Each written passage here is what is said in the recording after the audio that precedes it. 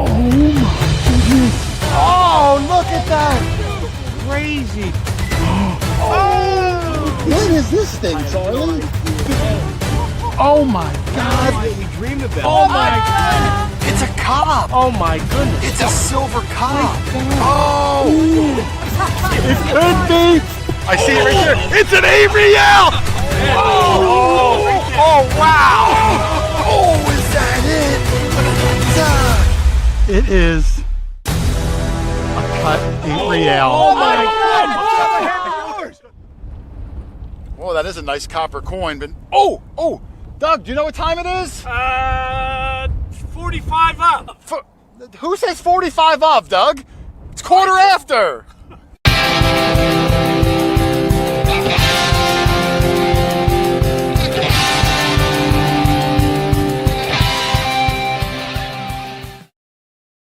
What's up, guys? Hoarder here. Welcome to the quarter after live show, or the 45 of show, whatever you like to call it. I was this close to canceling this week's again. I had a super cool guest, but they had to postpone yesterday. And now, so even though we're postponing till next month, he'll still be super cool. But I was like, oh my gosh, I'm going to have to scramble for something to talk about. So we threw together something. We're going to be talking about the Come Out Swingin event, which I was going to do anyway. And we're going to talk about all different events that we've been to and what you like and don't like about events. We're going to talk about some of the people we've met over the years, some of the crazy prizes, some of the crazy things that were found at events. So we're going to do a show about events because, I don't know, just because. Why not? It's my channel. I can do what I want. But I want to thank everybody for coming in. I do want to say a couple hellos to the moderators before we start the shindig. I see Alicia, Hot Mess Fishing, is here, who we met at an event for the first time. Thank you for being here, Alicia. Teresa, the treasure hunter, is here, who we met at an event for the first time. Welcome, Teresa. Thank you very much. And Metal Bree Tectorist is here, who I don't have to tell you, we met at an event. So those are the kind of things that the events really shine at. You get to meet super cool people. Half the people in this chat, if I met you before, it's a good likeliness that I met you at an event. So that is one of the best parts of it. But let me say a couple hellos, and I want to bring everyone in. I see Jay Diggs History is here. Wish Upon a Beep is here. That's a cool name. White Oak 718. Eric Fairchild. Corn Smoke. Gary LaCourte is here. A.M. Collins. Craft Mo Fines is here.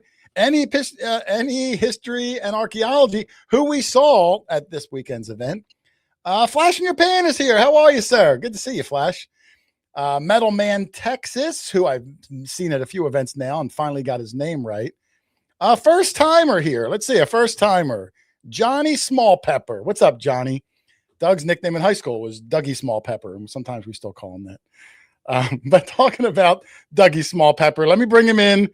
Mr. Dog Tag Doug, Mexican Doug, Jane Fond Doug. How are you, Dougie Small Pepper? It was close to pepper, but it wasn't pepper.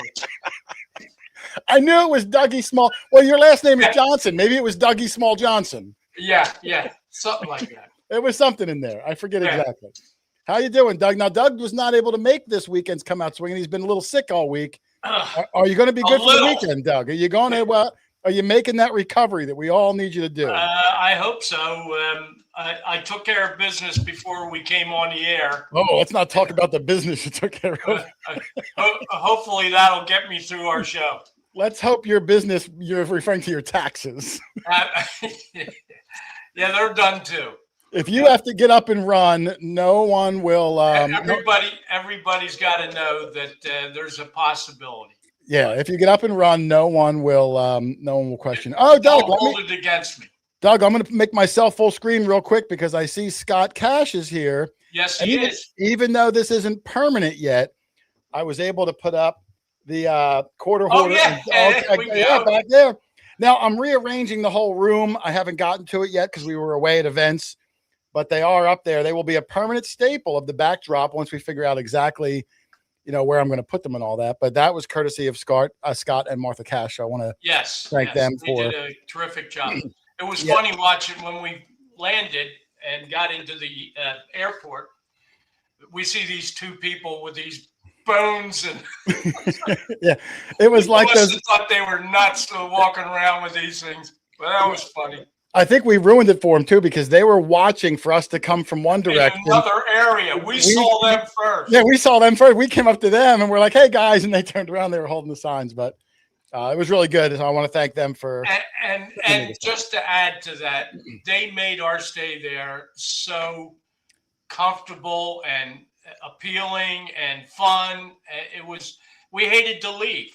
So Yeah, absolutely. Again, that's part of the beauty of events. Yep. Is the people you meet, the friendships you make that will last a lifetime. I've said it before, what we do, Doug, is a little weird. We're kind of a little bit of weirdos. We go to strangers' houses and we ask if we can dig holes in their yard all day. And we film a whole episode of these weird, nonsensical things that we pull out of the ground. That's a weird thing in the scope of the world. Yeah, I think I got a shirt from Mitch and Renita that says, "Can we dig holes in your yard?" or something. Yeah, whatever it said. Can we meddle? I want to wear that. I should have worn it tonight, but. Well, the point is that we're all weird. And everyone in the chat who are my fellow weirdos, I like to call them. That's why we all get along in this community, because we're an eclectic bunch of weirdos, innocent, fun-loving weirdos. Yeah. So, and listen, talking about fun-loving weirdos, let's bring in Charlie, the Heritage Relic Hunter, one of the weirdest weirdos you'll ever meet. I like the label. Yes. He's got his Pennsylvania Railroad shirt on tonight. Yes. Oh, look, Note DeMark is in the chat. He's another weirdo, Doug. Yeah. He's one of the weird. And Steph Diggs is here. Looks weird, doesn't he? Steph Diggs is here. Look at that. We're getting all of them up. With the old hairdo. Yeah. So, but listen, that's part of the beauty of, the events.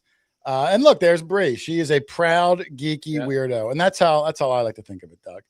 But that's where we meet each other at events like the one we were at. I'm sure there'll be more in the future. And that's part of the beauty of it. And this weekend, I mean, I'd say we probably knew 80% of the people that came out, which was great. And then you get to meet the 20% of the new ones, which is super cool. Yep. I'd like to tell you, this is not a railroad shirt. It's Bordertown Recovery Club. Bordertown. It's looks like the like Come Out Swingin Railroad. I know, it looks that way, doesn't it? Yeah, I think so. Well, I'm used to seeing Robert's logo, and I'll bring some pictures of it up in a second. Yeah. Let me bring in. Thank you, Teresa. Teresa got me this shirt. Oh, did she get it for you? Yeah, she started seeing me with shirts with a lot of holes in them. Yeah, so she bought me this one for Come Out Swingin. Okay, that's cool. I didn't even know that Robert was selling those shirts. I always miss out. He was. Yep. I don't pay attention enough to things going on. That's what the teacher told you for 12 years of your schooling. I know. Pay attention, Jason. I didn't see the shirts that Mitch and Renita were selling until it was too late also. So I have to pay more. There's a lot going on, Charlie. They were half price when I got them. So. I know. Listen, I missed it. So I got to pay attention. I have to just pay more attention to Charlie's wardrobe. That's what I have to do ultimately. No, you don't. No. But talking about paying attention to Charlie's wardrobe, let's bring in Lindiana Jones, who stalks Charlie's. We always check out closet. Stalks Charlie's closet. That's right. Lynn, how are you? Good. How are you? I'm good. Look, now Lynn's camera is a little lower today, but because of that, Doug, you can see a lot of some of her antiques in the background. Like I see some of her tin lanterns back there. Now I've been in her house. I can recognize them more than they can, but a little sneak preview of Lynn's incredible antique collection. And listen, before I start the show, let me do a quick shout out for Lynn, because we always like to talk about her upcoming events. And Lynn, if you'd like to give the honors here of this one coming up and the people you met at the last one. Okay. This one is next week in Berlin, Ohio. It goes on twice a year, in April and then again in November. This particular one is actually the 20th year anniversary of the show. So it's been going on a long time. I've been doing it almost that whole time. It's just a really great, mostly primitive show, the kind of stuff that I like, the real early stuff. And if anyone is in the area, stop by and say hi. Absolutely. I have another flyer in a second. You could take a screenshot, but I thought we would show some images. Whoops, I didn't mean to do that, Lynn. I meant to do that. The last shows you were at, we always ask people to come up, and you got a couple of photos. Now, this one I think was like 3 weeks ago because we had a canceled show. Do you remember their name, Lynn? Yeah, this was Jane and Don. This was in Danielson, Connecticut. Oh, okay. That's the one where Steph went to before, right? It is. Okay. Steph came last year. All right. Oh, there's one coming up. I'll talk about that in a second too. But that was, I'm sorry, Jane and Don. Okay. And then I got another one. These people came prepared. Look at those shirts, Doug. They came prepared. I don't even have the long sleeve quarter hoarder shirt. So what were their names, Lynn? That was Lynn and Joe. Oh, okay. So, now they definitely came noticed the shirts at first. That's what? It's got my face on it, Lynn. I know. Well, And look at that nice booth setup too that Lynn's got there. All her cool primitive stuff. I'm sorry, one more time. What was her name?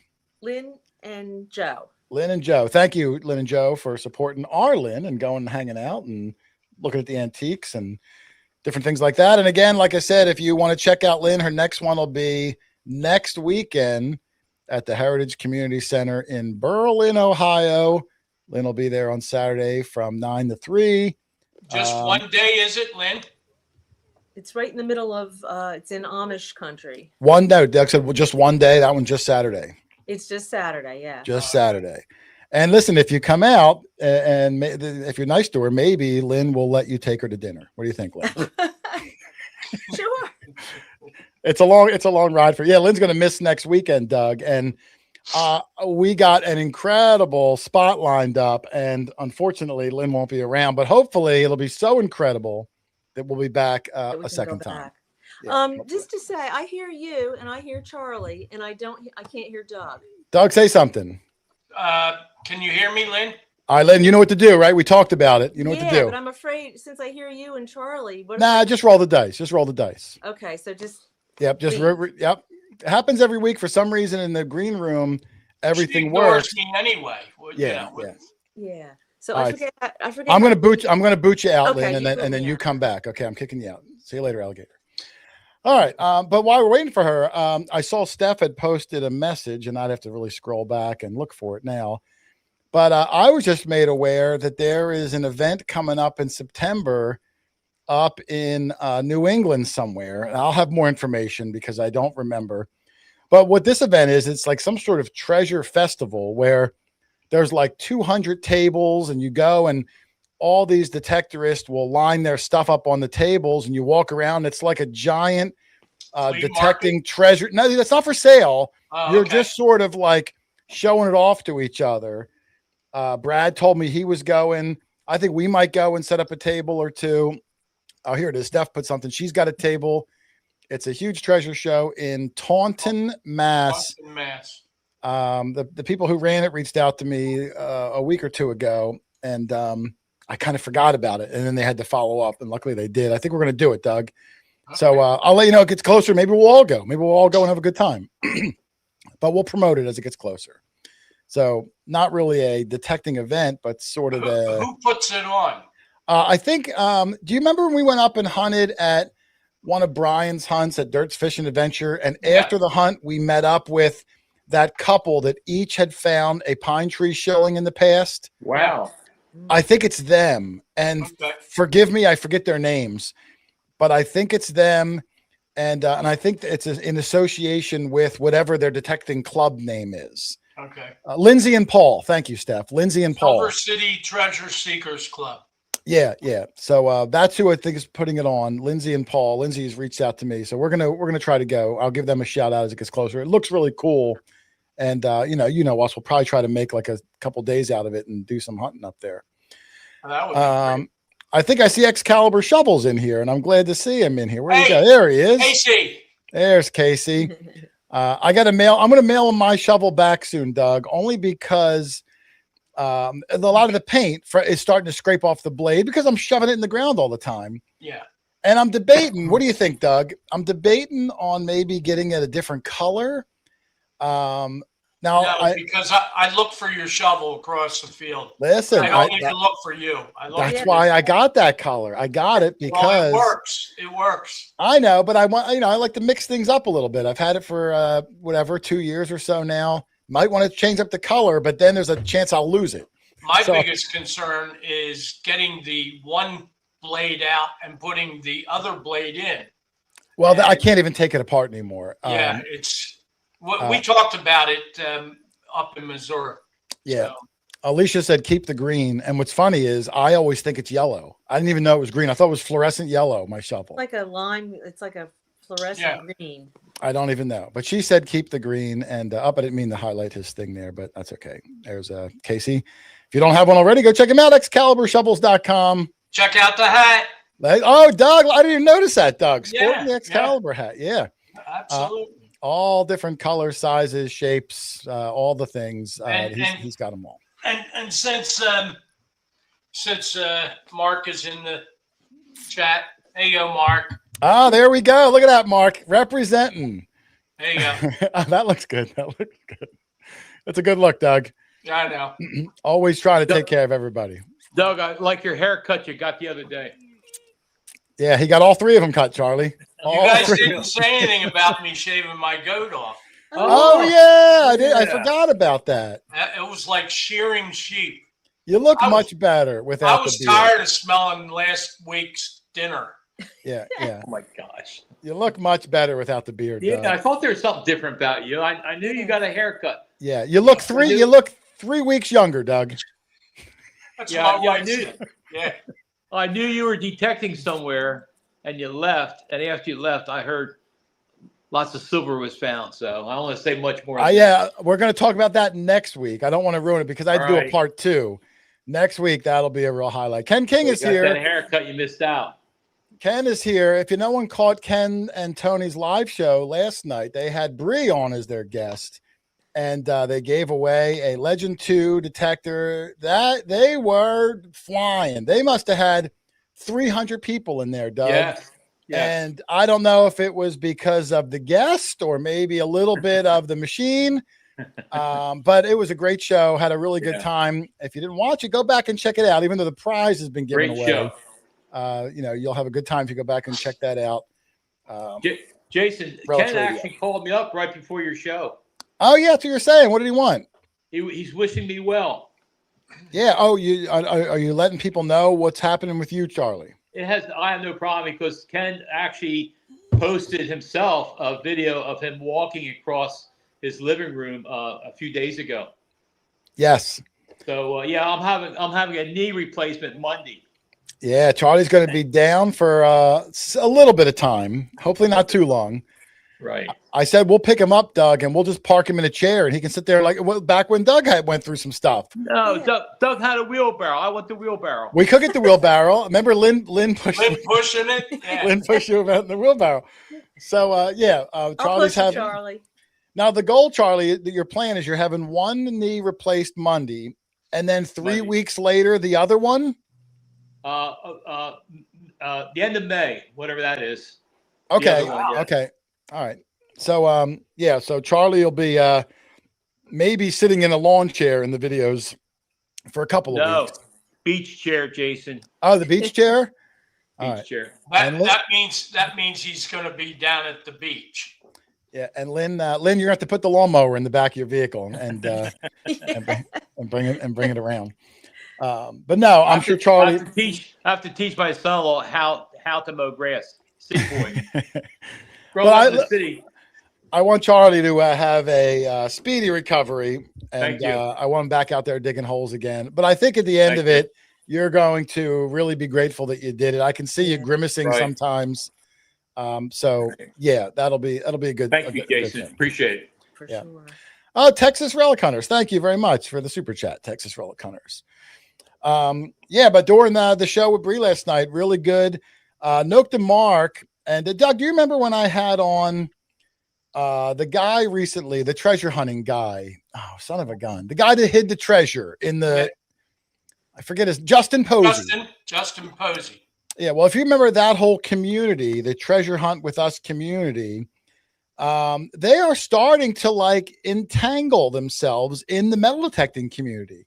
So a lot of them were in the chat last night. They were telling their live show to come over.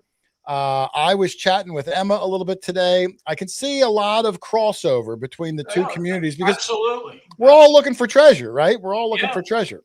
All right. So it was nice to see all them in there. I wanted to give a shout out to Ken, to Tony, and to Bree for one heck of a good show list. Debris. Not debris, to Bree. But talking about to Bree, I wanted to mention, I wanted to get in a little bit about the new theme of the show, since my guest that I worked so hard to get had to cancel last minute. And it's not his fault. Listen, the guy we already picked a new date, but it kind of pulled the rug out from under me. But we're going to talk about some events because we just came off a fresh event this weekend, and I thought we would talk a little bit about Come Out Swingin, Spring Fling 2026, and then talk about some of the crazy stories, antics, people we've met over the years at all sorts of events around this great nation of ours, Doug, the US of A. I'm not sure what to tell you that. But let me jump into it, because what was nice about this Come Out Swingin event, Doug, was it was the first time that we got to we got to see Bree as an official Noke the Nomad.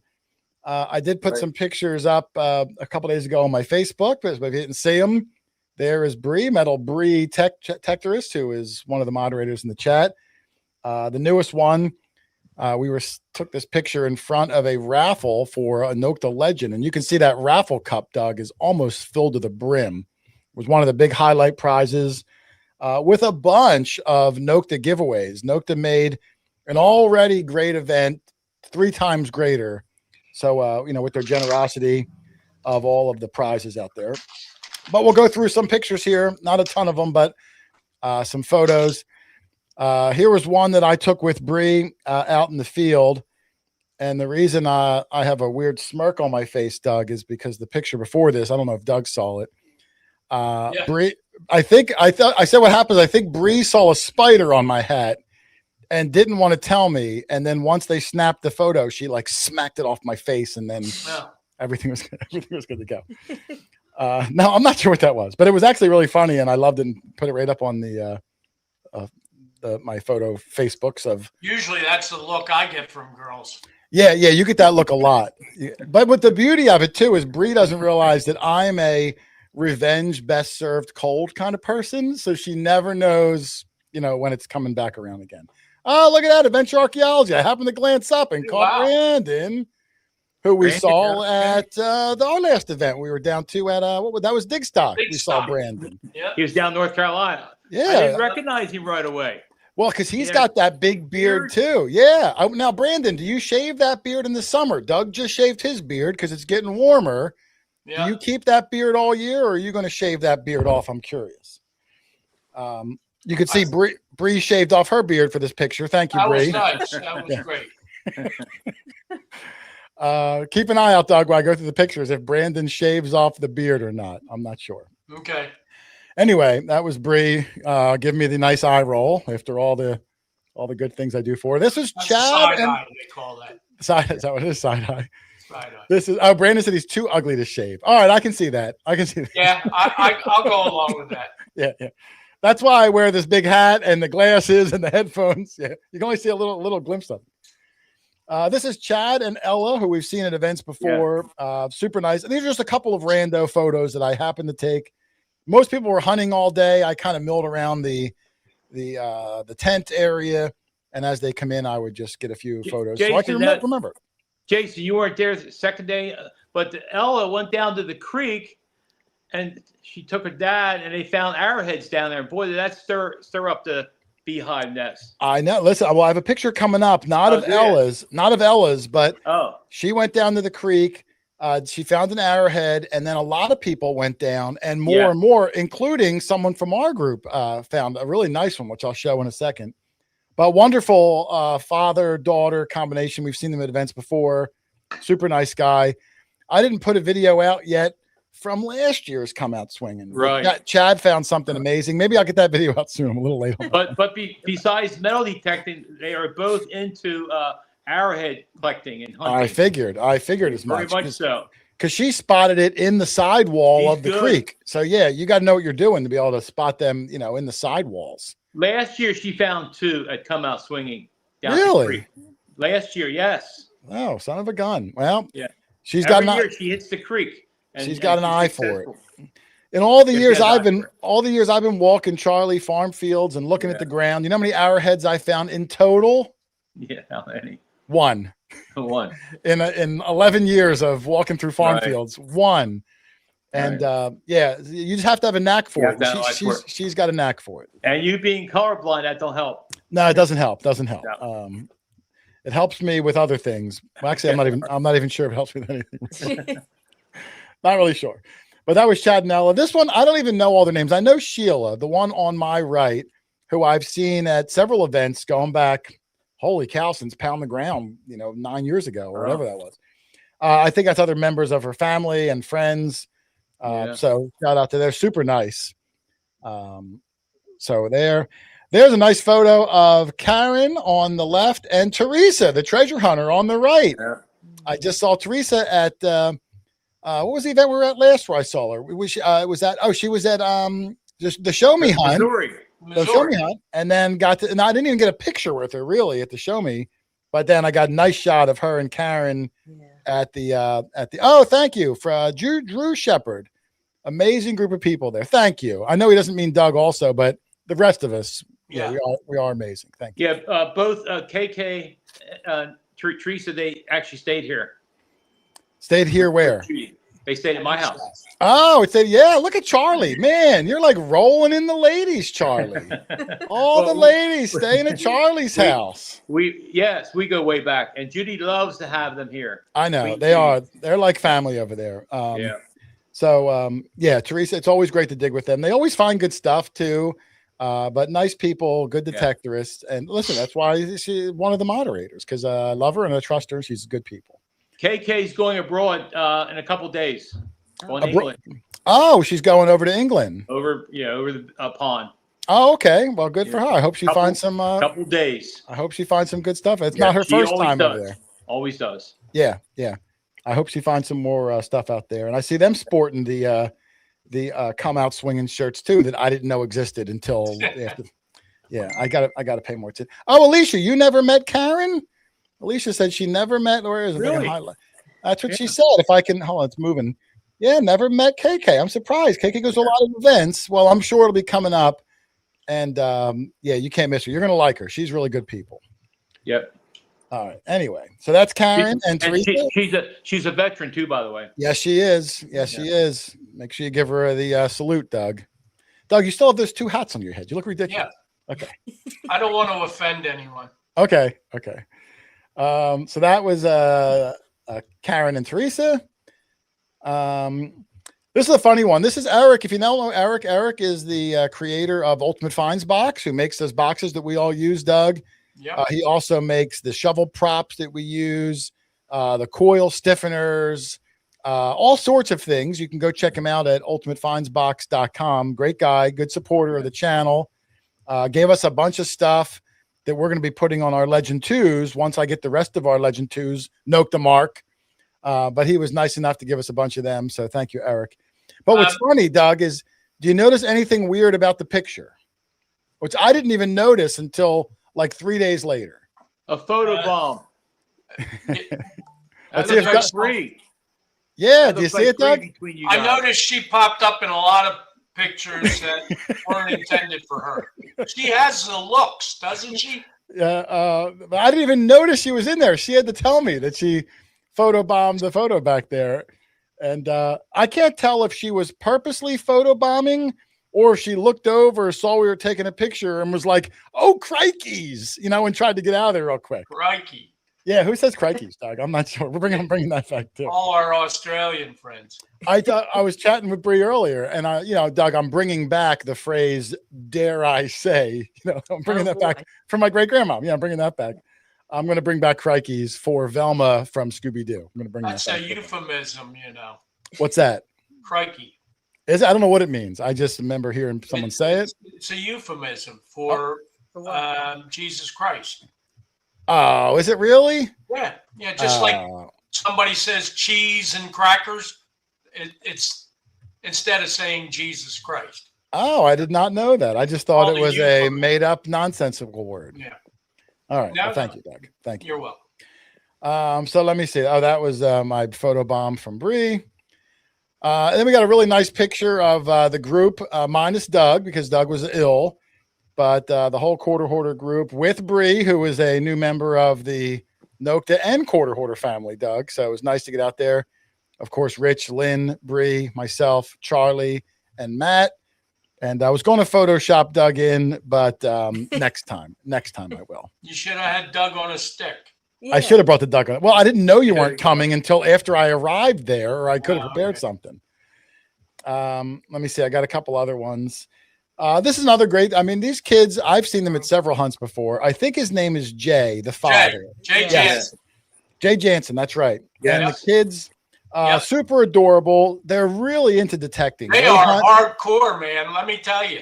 Yeah, he outfitted them with like one of them has a legend, and Legend, one has a score or a Simplex Ultra, maybe, Simplex Charlie? Ultra. Yeah, so a Simplex Ultra and a score, and he outfitted him with like this weird, like bicycle handle that sticks off to the side. So when they're holding the detector in one hand, there's like a bicycle handle that sticks off, and they can control it with two hands because they're little. Yeah. But all day long, Doug, they are out there hunting. Yep. And Charlie, do you want to let everyone know what the youngster found? I didn't get to see it. It happened on Sunday. What did the young boy find on Sunday? He found a cap bust half dime. Cap bust half dime. The kid's probably 9 years old, if I had to guess. Yeah. Doug. And Jay, didn't you just find a half dime not long ago, cap bust? Yes, I did. Are you trying to compare me to the 9-year-old, Doug? Yeah, he got his a lot quicker than you did. Yes. Yeah. Well, and his was in better shape too, I must say. Yeah. Yeah. Dare I say? Yeah. But both Now of that them, I put you on the spot. super nice that they are so into the hobby and get to get out there with their father, and the three of them have fun. They did great in the game that I'm going to bring up in a second. So kudos to the Jansen family. Yes. Great family. He probably has a handle, and he might even be in the chat right now. I don't I'm sure know. he is. I think I saw his name in there. Yeah, I don't know if that is that Jay Diggs History. Is that him? I think so. I don't know. I know his name's Jay. Yeah. I don't know if that's him or not. If I it think is, all right. If it is, then it is. It is Jay Diggs History. So there he Yeah. is. That's the father. Yeah. I don't know why the dad's not in the picture. It's Charlie instead. But but is that the dad that Jay was there? Yeah. So thank you. The kids are awesome. Like I said, real troopers. They go out all day long, and They were last year too at Come Out Swingin. He had them there in that rain. I That rain and remember. mud. They were Yeah. there all day. They're into it. And a lot of the kids we see, they hunt for 20 minutes and then you get a little cranky. It's not a hobby that a lot of youngsters are into, but they are into it hardcore. Not So- once did I see them on their phones. No. So they do a great job, and they're They're really out motivated. swinging. So I'm glad they got something. I'm glad Yeah. they got something Great good. kids. Let me see. I got a few more here. Here's one. This one is Bree, myself, and that's Claudia, who was in the chat. I didn't realize until last week that Claudia must have changed her YouTube username. And I think Claudia, I'm scrolling back. I think I saw her. Looking for it. Well, Claudia, if you comment, I'll look for it again. I thought she had one YouTube username, and then I don't know if she changed it or if I just didn't know what it was, but she may be here. Claudia, who we also saw at the Show Me Hunt. Awesome detectorist, awesome friend. Yes. I had a chance to detect with her afterwards. Yeah. Yeah. And she came down here and she did very well. Yeah. She's good. She's one of those people that Yeah. finds a lot of Yeah. good stuff. Yeah. Yeah, I can see her, getting the lion's share when she does go out. Mark is saying, Claudia, where's your acupoint? Is that is that a Garrett? Yeah. Is that a Garrett I see? Yeah. Yeah. She was using the Garrett. I remember seeing that. Yep. I'm sure that probably she was just You charging. can't get anything past him, can you? No, Mark's got eagle eyes. If you don't have the Well- right thing, he's got eagle eyes. Well, she came here on a plane, so I'm not quite sure if she forgot it or left it behind because of her flight. I'm not sure. Maybe she was charging it. Maybe it was in the other room charging. That way she can go Yeah. use it on a full hunt. Yeah. Jason, she found 4 crotobells. Oh, you told me 5 earlier today. No, Dropped we one. found 5 in the field, but she found 4 of them. Oh, okay.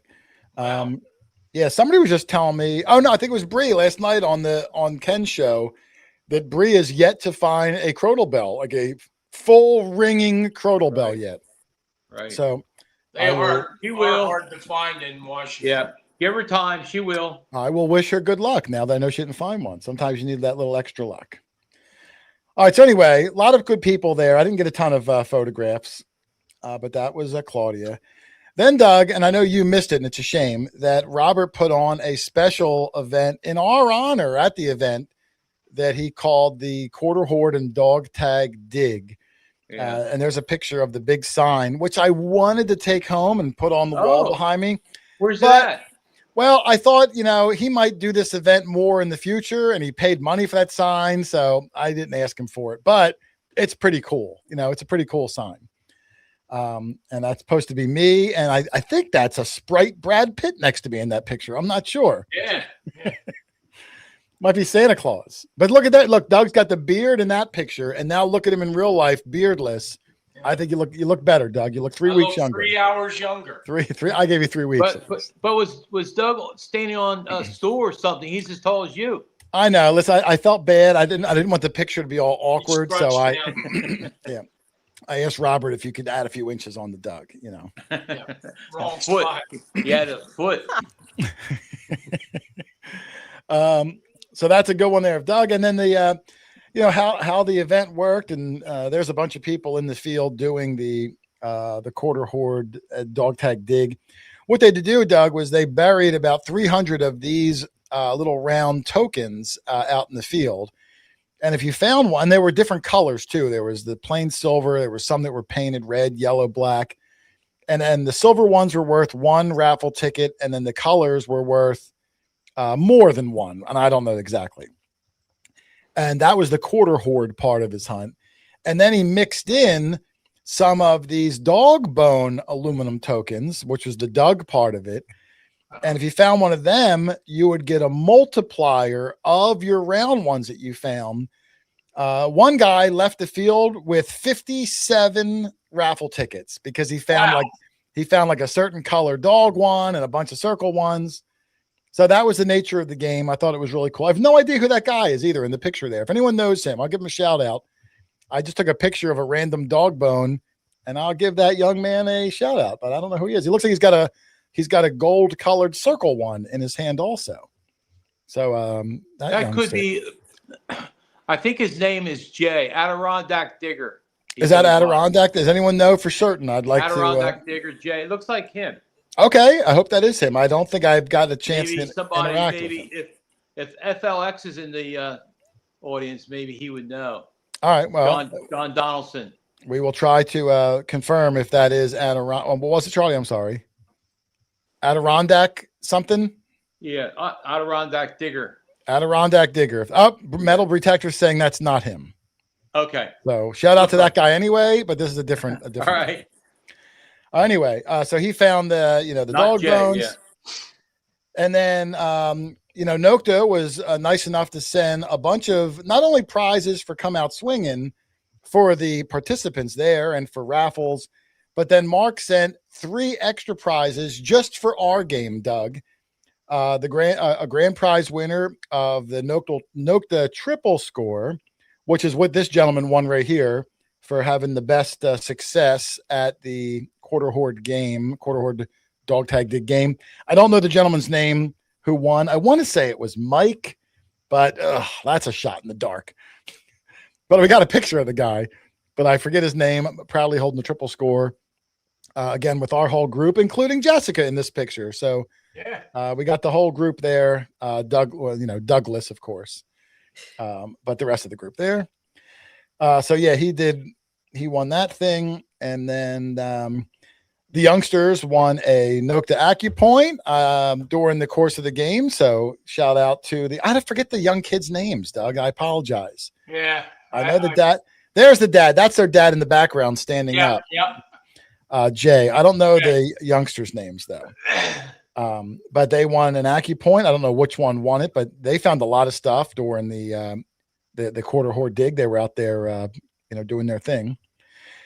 And then we had this gentleman here won the Nokta Legend, and I think this was not part of. Oh, Adrian and Dylan are the youngsters. Thank you, Jay. Adrian and Dylan are the youngsters.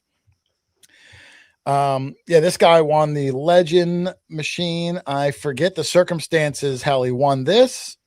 I don't think that was part of our game. I don't know, but another proud new Nokta swinger there. Hey, isn't it uncanny how much Jess and Bree look alike? They do look very similar. Well, I think it's the hair is similar. They have long, straight hair. They're about the same height, similar builds. Big grin, big. Happy to be there. Oh, you know what they told me? They told me they were both really happy and in a good mood because you weren't there. Oh, well, good. I'm glad I made their day. No, they do. They do have similar, similar personalities too. Very friendly, Very approachable, very positive people. Upbeat, yes, positive. smiley, if that's a word. And same with Lynn on the other side. Look at all the smiles out there, Doug. Yeah, a lot of teeth. Yeah, a lot of good smiles out there. They could be It's sisters. like a dentist. Angelo said sisters. They could be. They could all be. But look at that lucky guy. There's one girl on the right, one on the left. Look at that lucky guy in the back. Yeah, which guy? You again, hiding in the back? Yeah. Matt, who I can't see where Matt's hands are. And this guy, I mean, who won the machine? I wish I knew his name, but congratulations on the new Legend machine. And then these are all three of the winners from our quarter Hoard and Dog Tag Doug game, Doug. The gentleman in the center that won the triple score, Sheila, the woman over here, who won second place, which was the Advantage Kit, which is a pinpointer, finds bag. There's a holster. There's a hand digger. It's a really nice, nice kit. Probably a good, if I had to guess, $175 value. Wow. So that was second place from Sheila, the woman I got the picture with her family earlier. And then the woman on the left, this woman here, got third place, which was a hand digger. And there wasn't even supposed to be a third place. So kudos to Mark for even sending out more prizes. That lady, Charlie, I know her. Christy Wissinger. That's the Wissinger. I thought so. The Christy Wissinger. Wissinger, yes. Yeah, she lives near me. Yeah, she lives out near you. We've hunted fields that her and her husband, not at the same time, but yes, her and her husband. Yeah, a really good longtime detectorist. So they go to England very often. I think they've been there at least 12 to 13 times. Holy cow. That's a lot of times. Yes. Think they could take me next time? Possibly, if you behave yourself. Okay. So that's all the winners there. So congratulations to everyone that won. Again, to Mark from Nokta, from Robert from Come Out Swingin, they're putting it together. Great prize there for the whole gang in front of the sign, Doug. Try to get another promo in of the sign. Yep. Then I got a picture of the dog that was going around. This dog looked like he was 112 years old, but the nicest dog. And just kind of plopped down, and I thought, oh, right in front of Doug in the Dog Tag Doug sign, the dog lays down. Together. Yeah, the old dogs stick together. So you were homesick. This dog's on the ground sick. So I got a little double dog action there. Ooh, that sounds disgusting. That did sound bad. I apologize. It was meant to be good. This is the guy, Jesse, that was there. I mean, I went up to a few people, not very many, to see what they found. And Jesse, who we've seen before, I don't have a picture of Jesse, but had a nice drape bust, large scent there. Looks like he's got a couple flat buttons, musket ball, some pottery, an Indian. I don't know what that thing is with the hole in it, if that's a coin or maybe a button or something. But I saw during the course of the weekend, maybe 4 large coppers. I got a few pictures coming up of some interesting things. This is Lynn's friend who stayed with Lynn. Lynn, how did you meet this person? Mary Jane is a fellow antique dealer. So okay. Yeah, so we share, both the metal detecting and the antiquing together. Gotcha. Yeah, Lynn told me that someone was coming to the event and staying at her house. And I'm like, what are you, Charlie? This woman, Mary Jane, super nice, stayed at Lynn's house and they commuted back and forth. And she did really well. She found this shoe buckle, Doug, on day 2 around the house that literally people were at every second of the day on day 1 and somehow missed that gigantic brass shoe buckle, which had to be Would have screaming. blown your earballs out. Yeah. So kudos to her for sticking to it, and finding something amazing.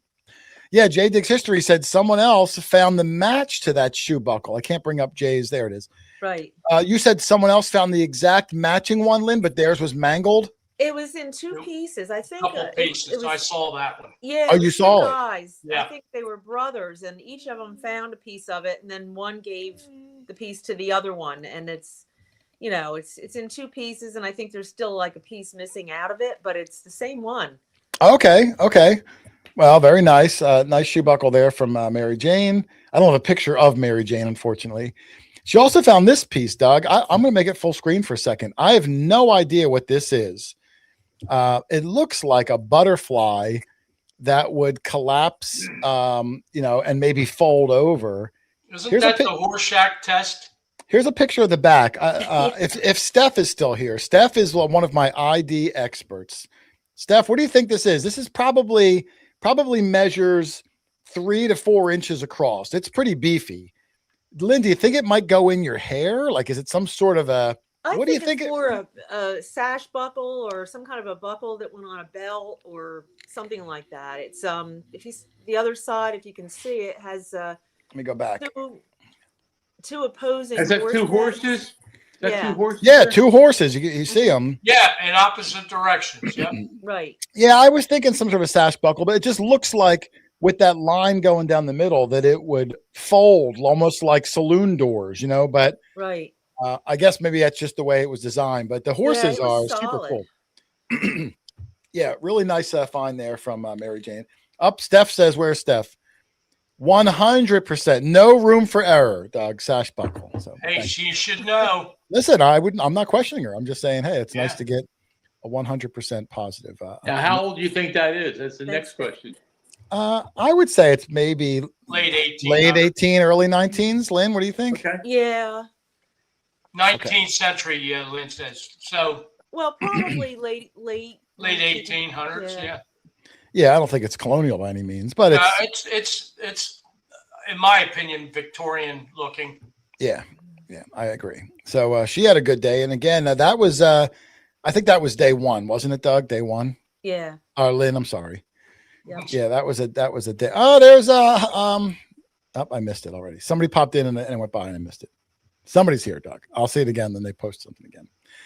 And there it is, Doug. Let me do a full screen here because if you remember, young Ella found an arrowhead that inspired Rich and Matt and Lynn to go down to the creek. And Doug, without you knowing, which one from our group do you think found this arrowhead? I know. Lynn. Oh, you know. Charlie, do you know who found it?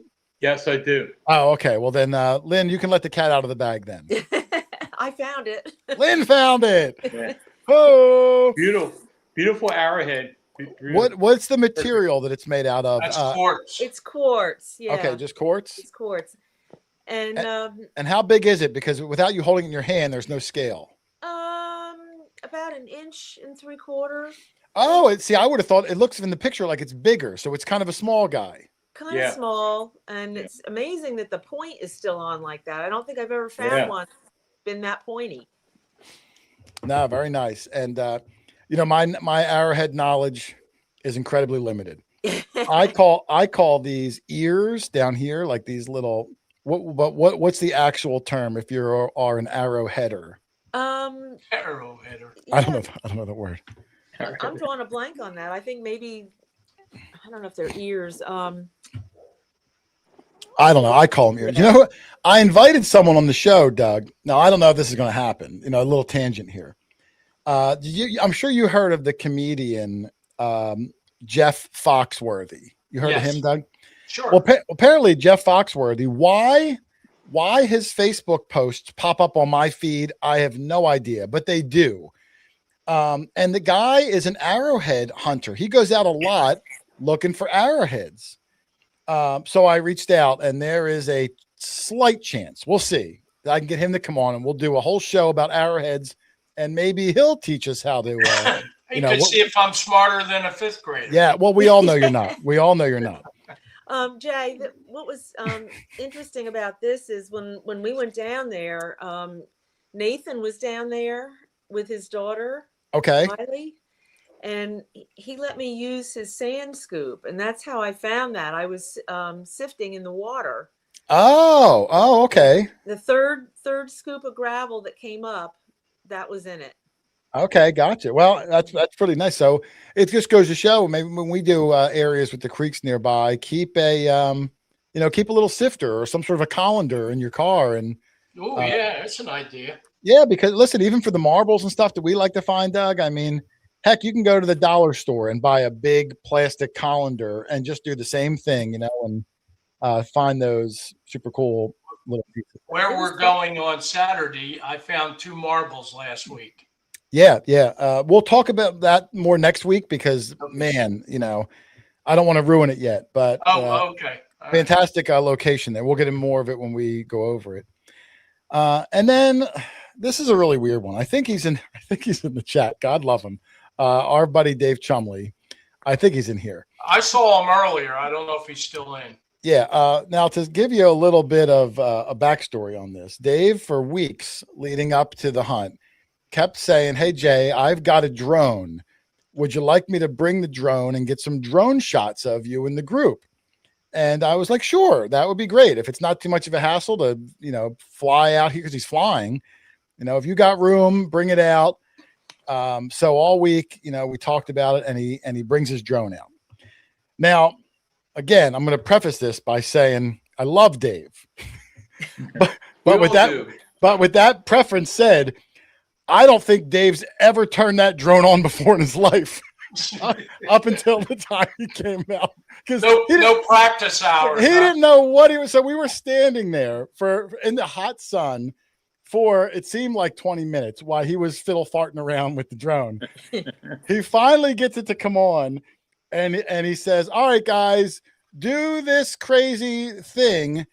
And we did it for him to get a practice shot, but turns out it's the only shot he got.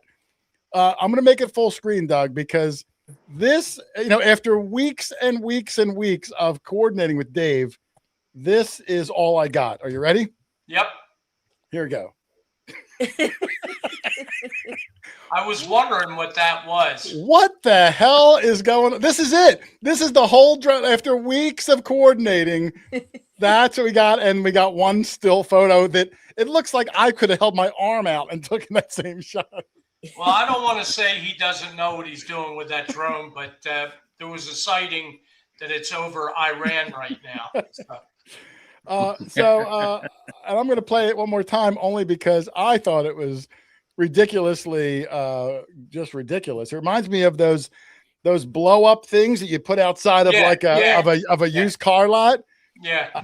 I don't even know what we were doing. I don't even know why we were doing this. And then he told us to look up at the drone, which and was wait. right in the sun. We had to look up at the sun, basically. I couldn't fast forward. I think he said something, and I could be wrong. I think he said, because he was trying to look on his phone to find us on the ground. Not that he's 1,000 feet up. He's like 20 feet up. But he was trying to find us. So he said, "Move all around, crazy guys, so that I can see where you are." And so we all just did this thing. But then ultimately, that's all I got. That was all the footage. I was like, and I got that one still photo. So love me some Dave Chumley, although I have no idea what I'm going to. Well, it was lucky that there wasn't a bus that could accommodate all of you at the same time to the nut house. Luckily, the event was kind of over. So most of the people had left, so we didn't look ridiculous out there. But I do want to thank Dave if he's still here for, he still had to pack his drone and come all the way out. Next time, if he offers, though, I'll preface it with, "All right, but before you come out, read the manual." And maybe we'll know what we'll do. So that was Come Out Swingin' in a nutshell, Doug. I didn't hunt a whole lot because I hung out near the tent. So I never even got my detector out of the car, not even for 1 second. So I didn't get, a chance to hunt, but there was good things found. So, unfortunately I won't get a video out of it because I never got the detector out of the car, but we had a really good time. And, I look forward to going back again, Come Out Swingin' 2027. And we will let you know once we hear when it is. But I thought we would talk a little bit about events in the past, Doug, and all sorts of things about events. Why we're on the event topic, because like I said in the beginning of the show, we met so many people through events. All the moderators through events. Half the people in this chat, if we met you, we probably met you at an event, because unless you slept over Charlie's house, we might have met you there. But if not, it was at an event. And I thought we were talking about some of the weird event things over the years. And, one of my favorite things is there was an event. I'm not going to say what the event is because it still goes on. But this event gives out the wackiest prizes, the wackiest, weirdest prizes. Now, granted, they have good prizes too. And then let's say they have like 10 good prizes, like good prizes meaning anything to do with metal detecting. Then after those prizes, they have just the weirdest, wackiest things just so people win something. And I was at one of these events maybe 5-6 years ago. I literally saw people win cassette players, an old Kiss 8-track from like 1960. It looks like they went back in time to a Kmart. It was further back than 5 years. No, it was. I'm not embellishing, Doug. It was 5 years ago. It looks like they found some abandoned Kmart that no one's walked in 40 years and went in and did a shopping spree and then brought these items. And like, it's almost like funny, but at the same time, it's like mildly nostalgic. I won one of those prizes. You might. I look. Well, that's on the story I'm getting at is, and I told it, I think before on this show, I'm not sure, but the last time I went out there, one of the prizes I won was a Star Wars Yoda chia pet. Now, when I won this chia, now you know the chia pets, right, Charlie? Chia. It's like you plant seeds in this thing's head and you water it, and then like plants grow out of the head, and that's like the funny thing. I don't really understand it, but I won this Yoda chia pet, and in the moment I was like, "What is this crazy thing?" Like, just like threw it in the car and whatever. And then when I got home and was unpacking a few days later, I was like, you know what? Heck with it. I'm going to grow this thing. So I put it in the window. I follow the instructions. I start watering it. And son of a gun, Yoda's hair starts growing, Charlie. And it grew for months. And it got like a big afro. And he was looking good. And I enjoyed that prize for months. And as weird as it was in the moment, it's one of the coolest and most memorable prizes I ever won. So I'm actually going to say kudos to them, because that was an incredible experience. If you won a cassette player, if you won the Kiss 8-track, if you won all the wacky things that they gave away, that's an awesome memory that you'll always have. So I love that Yoda chia pet. Unfortunately, it died over the winter, but it's probably a collector's item too. I probably shouldn't have ordered it. I probably could have sold it on eBay. My favorite was the Bob Ross chia pet. That's what it could. It was the same sort of a thing, just a wacky one-off chia pet. Did you guys ever leave an event with something just weird or out of place, that you won or received at the event? And I'll pose that question to the chat. A lot of the people in the chat have gone through all sorts of events. Have you ever won or received something in an event that it may have been really weird, but at least it was memorable, something unique? That was my uniquest story, was my Yoda chia pet. That's a word, isn't it, Doug? If you say so. There was a lot of weird prizes at the event where we first met Teresa, the treasure hunter, which was many years ago in Oklahoma. It was called the red dirt shootout. Many years ago. Adrian Tucker said he won a quarter hoarder hat. That's a weird prize. Bite your tongue, Adrian. Bite your tongue. We met Teresa there. I think they had a lot of weird prizes there too, although I didn't win one. Let's see. Oh, a 5 mile relic hunter says, does a silver belt buckle with dog tags on it count? That's Larry, who won Doug's incredible silver belt that we talked about a week or two ago. He won that recently. That would count. That is an odd, wacky one-off prize that you wind up loving. Never be another like it. So no, that's the only one. When I die, sell it to the highest bidder. Yes. What do you mean you die? It's already sold. He already pawned it off. Oh, Yeah. okay. Let's see. Let me see. Bree said she won something. An old blue stuffed M&M keychain that was used. Hey, And she ended up loving it. Yeah. Sometimes that weird stuff where in the moment you're like, what are these people thinking? It turns out to be something really memorable. What happened to Charlie and Lynn? Charlie's gone and Lynn's whole screen is black. Let's see if they come back again. Teresa said they sure did. They gave away a whole kayak at the Red Dirt.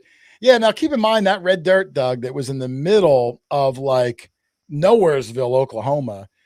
95% of the attendees flew into that event. Who the heck can fly home with a whole kayak? You know, like that's surprised that when you win that, you're going around to everyone else trying to just give it away. And you know, you get no takers.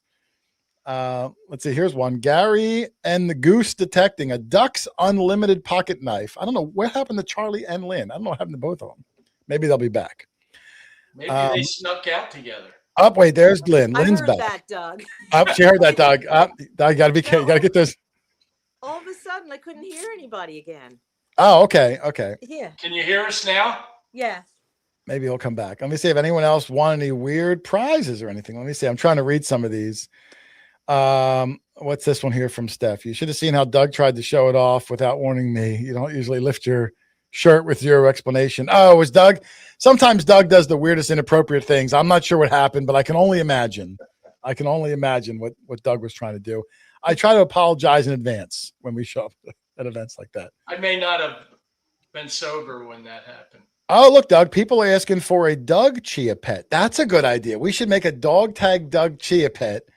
And after 2 days, it'll have more hair than the actual duck. It'll be green though. That won't take much. Yeah. Let me see. If anyone else want any weird things in there, let me see the kayak. I do remember that. I forgot about that till Teresa said it. They did have that gigantic kayak down there. Tony, 5280 Adventures, won a Yeti cooler. I took it home in my car. I and would he finally love to win. Yeah, that's a pretty good prize. That's a You're pretty not good prize. kidding. Yeah, I would take a Yeti cooler. That's like the Rolls Royce of coolers. Yeah, they're too expensive for me. Oh, look, there's Audrey Girlinghouse who messaged me. Somehow she got accidentally blocked from the show. So for several weeks, I guess she wasn't able to comment.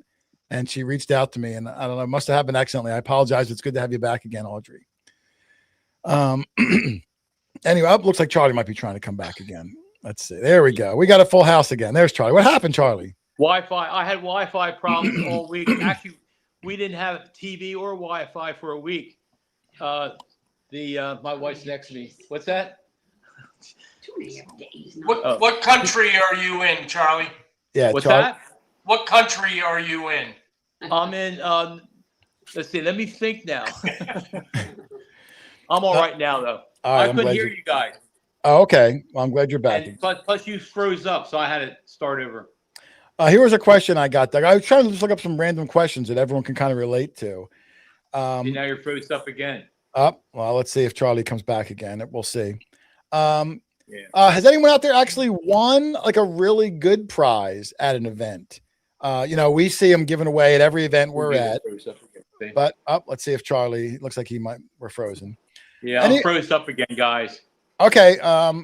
We'll give it a second and see. We'll wait. Okay, you're back again. If it's a problem, I'm just going to leave you then. Okay. Anybody out there win a good prize? Like I said, we give away a lot of prizes every event. We've probably been with Nokta and given away dozens of detectors. Anybody out there actually win one of them? Someone in here. Oftentimes we don't know, who's winning them. So I'm curious if anyone has ever won one firsthand. I saw this week's event. Claudia went up there like 4 times and won all sorts of prizes. It seemed like every other time they called, Claudia was going up. Yeah. Let's Mark see here. won a pistol, he said. Oh, I didn't see that. Yeah. New England Relic Recovery won a Note to Score at Come Out Swingin 2020. That was 2 days ago. You were one of the winners of the score. Did you win the triple score that we took the picture with? Unless he meant a different year. That was like a couple days ago if you won that. Let's see if that was that or not. Casey Casey said he won $770 and I think a machine. Oh, I see that. Yeah. How'd you win cash money? Maybe like a Probably 50-50. 50-50 probably. Oh, I never win them. Neither do I. At the Come Out Swingin, Doug, they had my whole mouse locked up. Where'd my mouse go? Uh-oh, my mouse locked up. Let me see if I can fix this. At the Come Out Swingin event, Doug, they had what do they call them? Like a Chinese auction where you can they have little cups and you put your tickets in, and then each item they had a whole bunch of prizes. They had metal detectors and shovels and pinpointers. But one thing that caught my eye, Doug, was they had a big container of Pepperidge Farm cookies and pretzels and all that. And so I went and I bought $60 worth of raffle tickets, and I probably put $57 worth into the Pepperidge Farm one. And you lost. No, I didn't win. I wasn't lucky. But someone won. You know who won it was Kathy Lynch. Kathy and Tim Lynch. The Team Lynch. Oh yeah. Kathy won that. And that one was like, oh darn, I really wanted that. I probably could have bought, the whole basket 10 times over For $60. Well, did you get any of the free stuff that was there? I did take one free. I did go over and take. Well, I want to be a glutton. I wanted to win it. Winning it is the most. That's the exciting part. Teresa won a 50-50 at the first Dig It Dude. Oh, that's cool. Dig It Dude, right? Yeah, I was at that Dig It Dude. I was out there. Right. As I recall, Teresa found a $2 like a $2 at that Dig It Dude. She did. I remember. Yep. I was right with her when she found it. Walleye John said his friend Jesse Lee won a legend detector. Is that the Jesse Lee that we just gave it to at the Show Me Hunt? Yes. We know Jesse and her Jesse and Jessica. Jess and Jesse. We got photos giving them that legend. Yeah, they were an awesome couple. Oh, metaldetectingshop.com is here, Doug. I'll give them a shout out. Ryan from metaldetectingshop.com. Thank you, brother, for showing up. Your one-stop shop for metal detecting shopping. Metaldetectingshop.com. Thank you for showing up. Jason, I think they're talking about doing a Dig It Dude this year, possibly. Oh, I'll have to see. I did see Audra at the event. It's the first time I've seen her in a long time. That's the word. So we'll see if they do. More. Yeah, we'll see if they come out. I'll keep my eyes to the ground. Oh, here's one, Charlie. Walleye John won. Yeah. Wow. 14 at a casino and then blew it. Listen, that's why the casinos. Listen, I live a half hour from Atlantic City, Walleye John. And we all know, you got to go in with a plan. You go in with X amount of dollars in your pocket. It never works. If you lose that, you leave. If you win, take your winnings and don't go back for at least a month. Don't have the mentality of, oh, I'm hot. I'm going to go back tomorrow and double it. No, you're going to go back tomorrow and cry. Don't accept their comps when they try to don't keep you there. Don't take the free dinner the next day. Go home. Yep. I'm sorry to hear that. My wife is good at that. When Judy wins, we leave. Yeah, you got to be disciplined. Let's see. Oh, Hi Ho Silver Kiss. I think Hi Ho Silver. We saw him at Show Me. I think I'm doing his live show in a month, if I recall. I don't remember the date, but I have it written down. I won a radio call in the show a long time ago. 2 tickets to the Bay City Rollers. Oh, that's cool. Wow. Doug's jealous. Doug loves that kind of stuff. Yeah. Doug's jealous. Bay City Rollers. Can anybody name a song from Bay City Rollers? I cannot. I can. I know you can. I probably know the song, but just didn't know it was performed by the Bay. Let's see if anyone knows, Doug. Don't say it yet. That wasn't 10th place. Let's see if anyone knows the Bay City Rollers song. Come on. First person that puts it in there gets a shout out from Doug. Let's see anyone else. Sue Ramsey won a $4 Pennsylvania scratch off. Oh, that's a nice. Everyone keeps typing in Saturday Night. Is that the name of the song? That was their biggest hit. Oh, Saturday Doug, hum a bar for me, Doug. Oh, I can't hum that. I don't know it. I wouldn't know. That's not enough. I would need to know more of how it goes. Yeah. But apparently people do know it. Yep. But I don't know what it is. I mean, that could be a lot of things. I'm thinking of that Elton John like Saturday Night song. So I don't know what the Bay City Rollers was. Oh, In the Park. Thank you, Adrian. The one that goes Saturday No, in the park. That's Chicago. Oh, well, see how I gave an example of the song, Doug? And- You don't and- have and- the and you let don't me have the give a ability to do shout that? out- Let me give a shout out to the greatest cover band in the world, Leonid and Friends, who cover Chicago better than Chicago ever could. If you haven't heard of them, go to YouTube. Leonid and Friends. They're Russian and Ukrainian, and they are killer. You got to listen to them. All right, everyone go search out your favorite Russian and Ukrainian duo. Leonid and Friends. Doug has They do it in English. Charlie, yeah.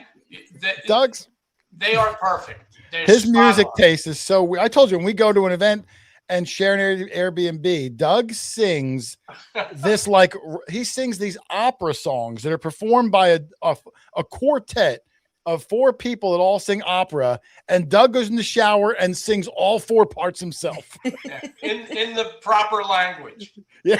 If it's in Spanish, I'll do it in Spanish. If it's Italian, in Italian. It's the weirdest thing. Charlie, do you know this Bay City Roller song? It's going to bug me now.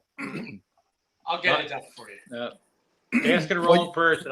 I'm bad at that stuff. You can't play it on my show, Doug. That's a copyright violation. Oh, okay. You can sing it, but you can't play it. I'll get the words and then. All right, Doug's going to look it up. Doug's going to look it up. Teresa might be linking to it, but I can't play hear it in my head. But... Oh, look who shows up, Doug. My second favorite music connoisseur, Green Mountain, who says everyone knows that song. That Green Mountain guy, I know. Yeah, every Thursday, he hides in the back and watches the show and doesn't say anything. And then the next day, he texts me. Yeah. You know. Well, as soon as it's about music, Brad's on. If Brad was on the show, Doug, he would hum some of the Saturday night song. I don't know why. Let's see if Doug will hum the song for me. He's looking it up, and then we will see. Yeah, Brad's a musician. He would know it. And I know I probably know the song. I just don't, know. Yeah, Brad, if you call in, will you sing a bar, Brad? If I send you a link, will you come on and sing a bar? Brad does sing in his new band, Doug. He is a singer. It's a real bubblegum song. Like all right, listen, night. Oh my God, hold on. I'm muting Doug for a second. I'm muting Doug. All right, I unmute. Doug, you got to turn the music off. I can't play it in the background. I'm muting you again. Let's see if Doug turns it off. Hold on. He's still muted. Okay, now he's unmuted. Oh, Brad said he actually has no idea what song you're talking about.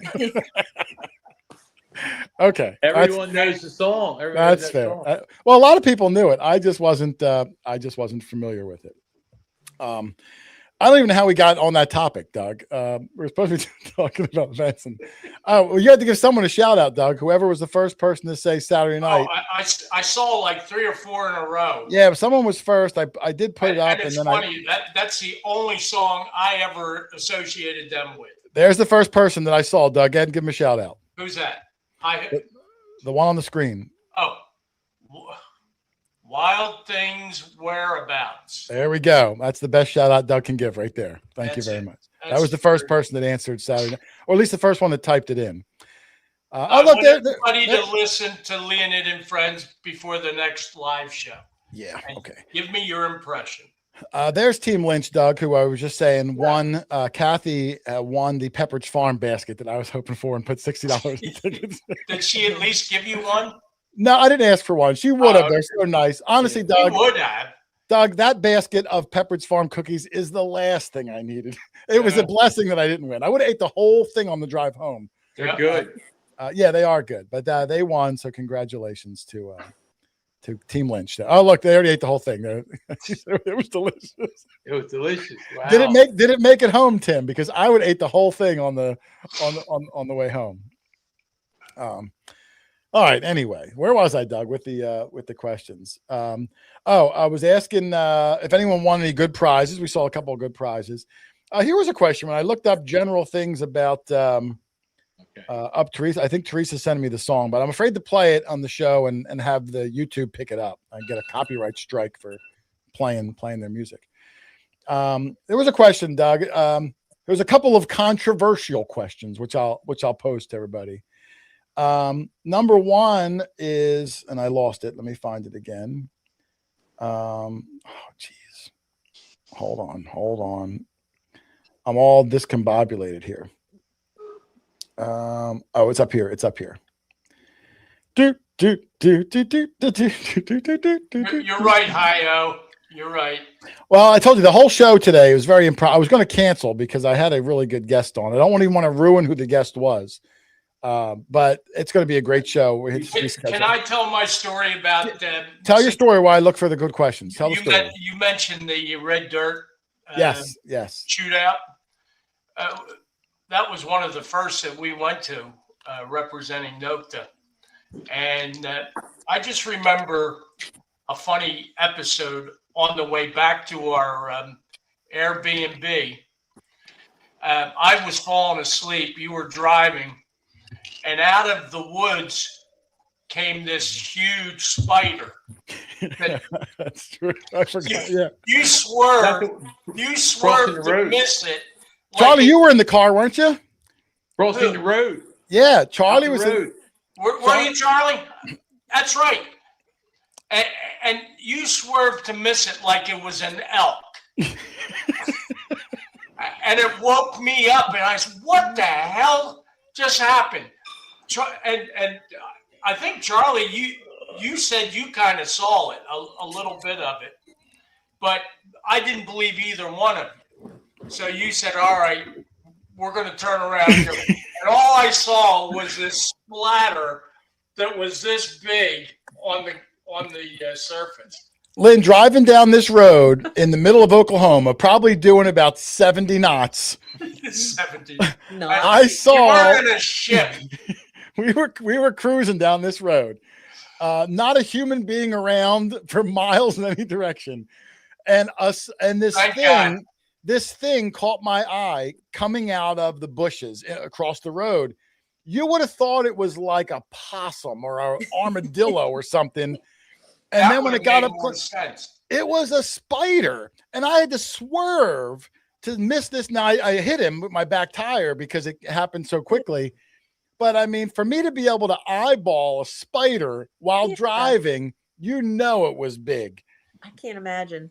It was so hard scraping that off the sidewalk and frying it.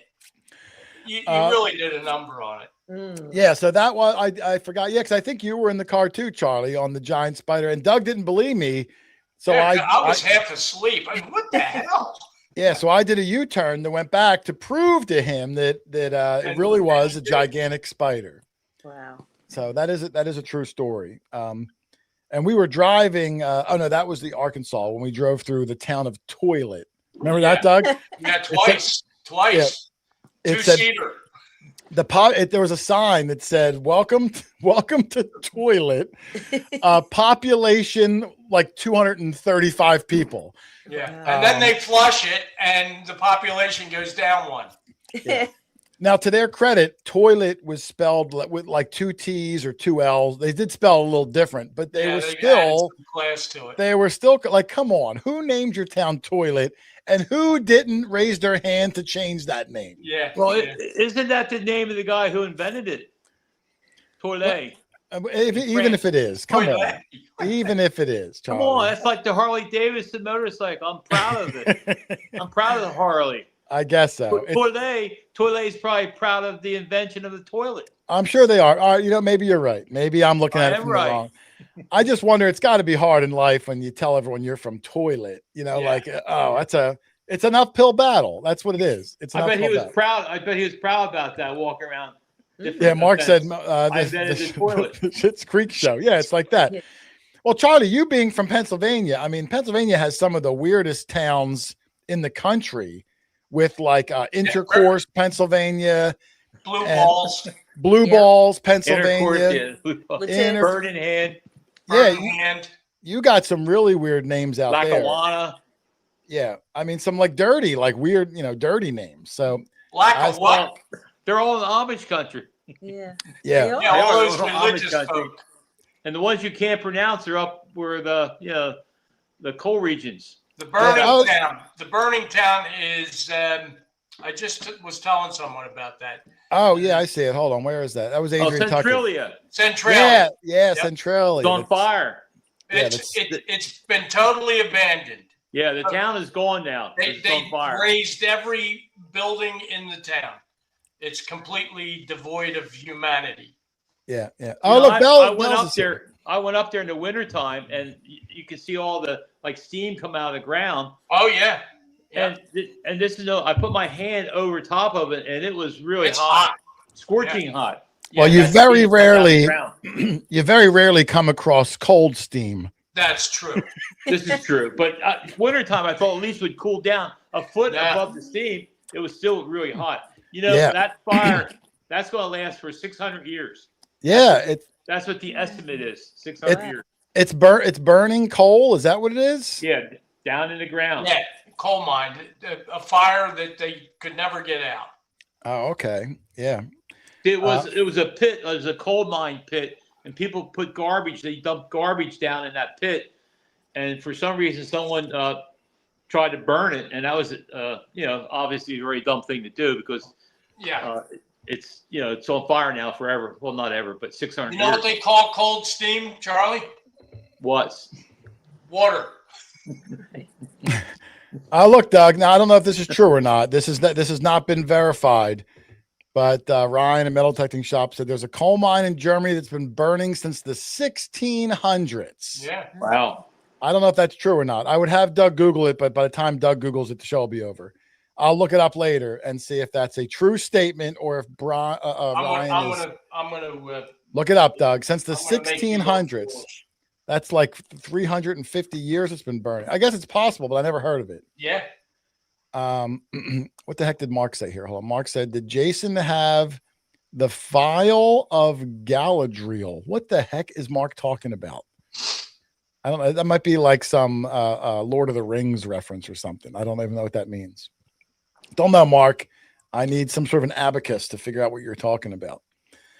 All right. Ryan said to look it up and see. So we're going to check. But my question was, if I stopped looking for it. Hold on, here it is. Oh, it was no, this isn't it. This is terrible, Doug. I don't even know why I'm doing this. I can't find it. I had a whole bunch of questions here and I don't have them. All right. Well, you're looking for that. The German town famous for a long burning coal seam fire is Sulzbach near Saarbrücken in the Saarland region, where the Brandenburg burning mountain has been active since 1688. Oh, so he was the real deal. He was true. Right on, yeah. All right. Well, listen, I will never doubt him. Well, I will doubt him again, but I'll always fact check him first, and then we'll. Yeah. So look, I've been burning since the 1600s. Yeah. Here was my question, Doug. I found it. It was a group hunt question that someone had posted in one of the forums years ago, and I just happened to see it and thought it'd be interesting. Was do you think group hunts help or hurt your chances of success? And I thought, well, I mean, I could see both sides. I could see where it hurts your chances because, whatever finds are there, you're now, searching with 100 and some other people for. But it could also help you because you need just one person to find where a hot area is of an enormous field, and then you can work your way over there. So I'm curious, Doug, what do you think? If you went to an event, do you think a lot of people there would help your chances or hurt? And to give an example, let's say we're at an event that's like 1,000 acres that you can't possibly walk in one day, where other people might help you find a hot spot. What do you think? That's the whole thing. If you're in a large group and you got that much ground to cover, send everybody in different directions and stay close to a phone. Whoever hits a hot spot, tell the rest of the group. Before they find 20 items and then call you. Yeah, it's interesting. Charlie, what do you think? Group hunts, do they help or hurt your chances of success? I would say they help. Okay. Yeah, I'd say they help. Like Doug, look what these hot spots that we find out. When there's more of us, we do better, I think. All right, find those hot spots out in the fields. That's what I like to do. I look to as I always tell Brad, I like to look for the hot pockets because you find those hot pockets and you can make a day out of it. Yeah. Lynn, what do you think? I know you've only been to 2 events. Your second one is just this past weekend. So you might not have the event experience, but do you think if there was 100 people there, you will have a better or less chances of finding things? Well, usually if it's an organized event like that, there's a lot of land to cover. It's going to be a big, and there's, room for everybody. I mean, more people hunting is going to, cut down on what an individual might find. But I think it works both ways. I think, if somebody did find a good spot, everybody's going to bottom feed and, Yeah. Lynn, I know like you were saying, these hotspot conditions also, like if you have like this past weekend where I was, it was smooth. The whole area was completely smooth. And we found a hot spot because we were able to cover more land and swing more. And the Come Out Swingin, the only issue that I saw that was there, great location, everything was wonderful. A week ago, the grass was this high a week ago, and the event, it was this high. And it was a little bit hard. So there's stuff there. There's probably great stuff there, but we couldn't swing as easily. So even though you had a large amount of people, we couldn't find that hot spot. The grass was tough. I mean, there was some of it was up to my knees, which I know that's not very far, but it was. But that grew in 1 week because I had a farm near me, the same type. It was rye, same stuff as at where we were for the event, and that rye grew almost a foot in 1 week. Mm. Yeah, I was telling Lynn about that just today when I was talking to her. Is when you get into April, excuse me, in the Northeast. The things are just now starting to grow. And if you get a little bit of rain and a warm week, it can grow 8 inches in a week. Yeah. And fields that were, you could see the dirt last weekend. Yes. Now you come out and it's up to your calf. It's just, listen, that's part of the hobby. If you can go out every week and the conditions were perfect and the weather was perfect and the terrain was perfect, hey, wouldn't that be a wonderful world we live in? But guess what? It's not. And you got to make the best of what you got.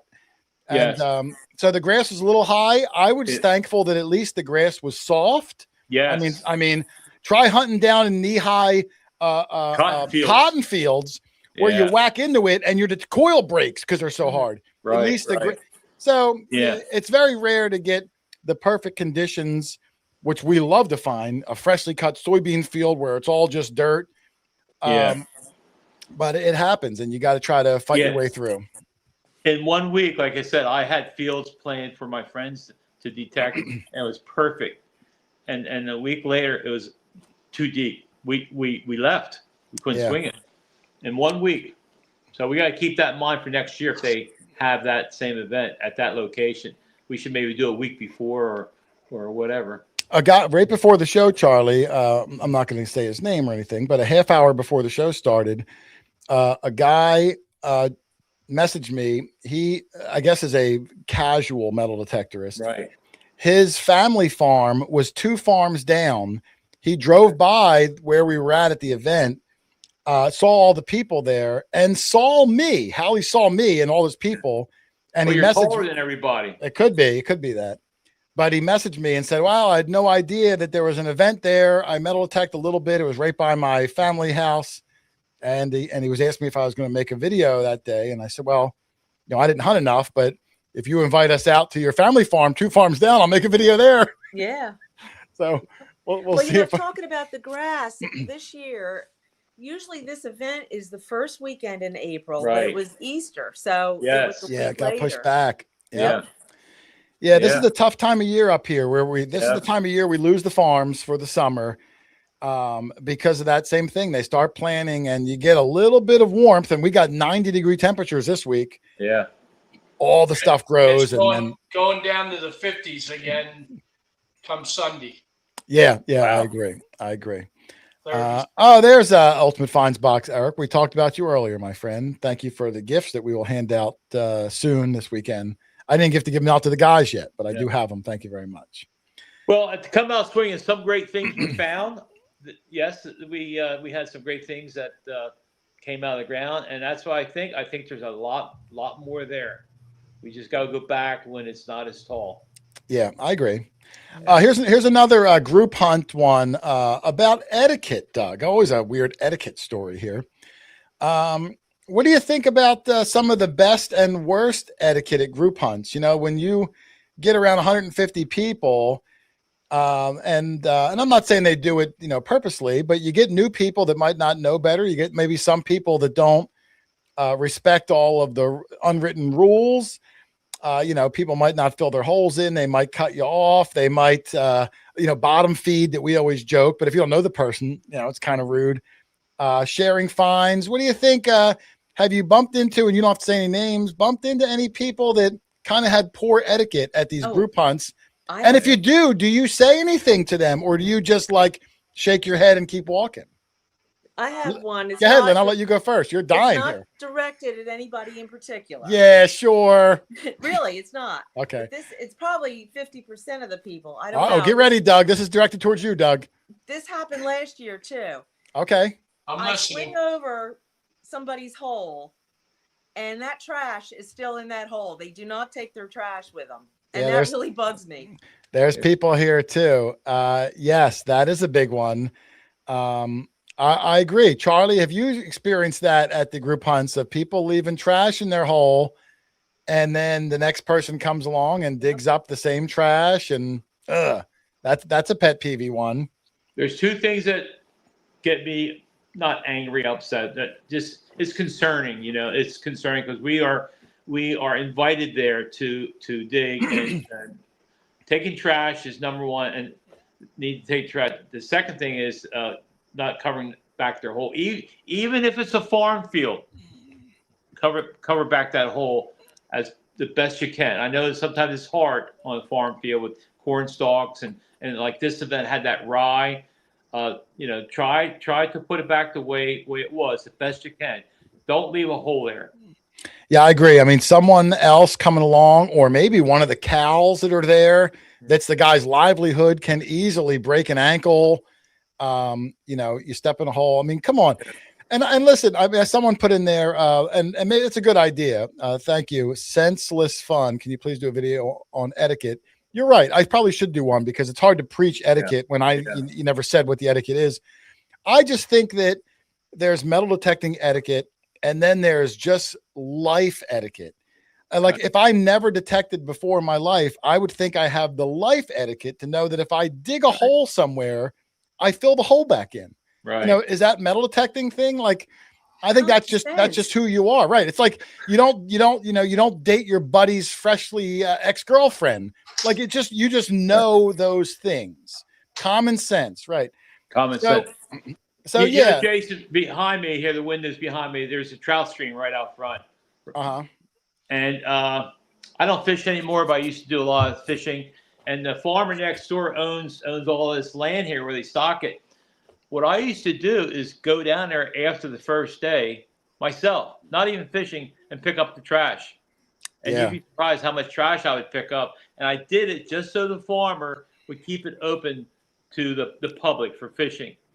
And it was very concerning to me that he opened his land up for fishing, and then they would leave trash behind, you know. So I've been to a lot of events, Charlie, and you know, usually, I mean, Doug will agree with me here that when the event's over, like on a Saturday, let's say we're in wherever in the world we're at an event, you know, by 5 o'clock, everyone leaves, and we usually are still milling around, like with the organizer till dark. Right. And, you know, everyone will leave, and the organizer and his staff will be going around picking up all the garbage. Yeah. Because, you know, they want to be able to go back again next year and hold the event. And just looking around, sometimes you think to yourself, like, oh, come on, like, that's just terrible that adults can't just put their trash in their little fines bag that we all have around our waist and just be responsible about it. I don't understand. Yeah. Jason, I can say one thing about this past event.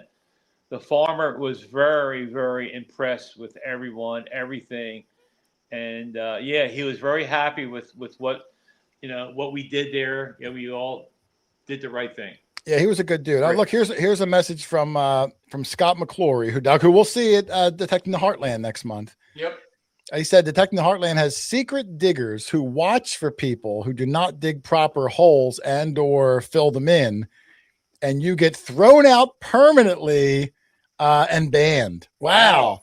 Not even like a warning if they're new. I think Mitch actually said that during the opening of this past event. Yeah, I can see not filling your holes in because a new person, I think everyone should do that. I think it's common sense. But not digging a proper hole, that might come down to experience. Someone who's new might not have the know-how, or they don't pinpoint properly and miss it and their hole gets enormous. That might not be malicious. But you're right about the trash. I think there's no excuse for that. There's no excuse. No excuse. My rule, Doug, that we even do when we go out is if you excavate that item from the hole, you must take it with you and do whatever you want. Dispose of it, but whatever. If it's trash, take it with you, put it in your recycle. Yes. If you touch it with your hands. And now I do have a rule where if you're digging and you get to a gigantic piece of iron and it's way down there and you see that it's 6 feet long in every direction, you can fill that hole back in and leave it. Yeah. But if you excavate it with your hand, son of a gun. Take it out of the hole. Yes. Keep it out of the hole. Right. If you take it out, you keep it out. Dave Chumley, he had me drive my truck out in the field to pick up what he dug. Dave took 2 of us to throw them back in my truck. Dave's that's how Doug. That's how Doug is. Doug will be like, Jay, let's live dig this. I think it's a quarter, and I'll go out and it's like a '78 Buick. I have it in my truck. I still have it in my truck. I took a picture of it and showed it to the farmer. He said, that was in my field. Dave, what are you doing, Dave? We're digging 7 foot long. What do you think it was? How about in Missouri when that guy dug up the chain that had to be 30 feet long? Yeah, that was cool. And he took the whole thing out. The landowner said, I actually am glad he dug it up because I could use that chain. So did I show that picture, Doug? Yeah, it was us. I was jump roping. Hold on, I'm gonna bring the picture up, Doug. It was pretty funny. Let me see if I can find it. It was only like a week ago, I think, 2 weeks ago. I'll have to. Oh, here it is. Here it is. Let me do this. Let me get rid of this. I'll share it real fast in case you didn't see it. It was kind of funny.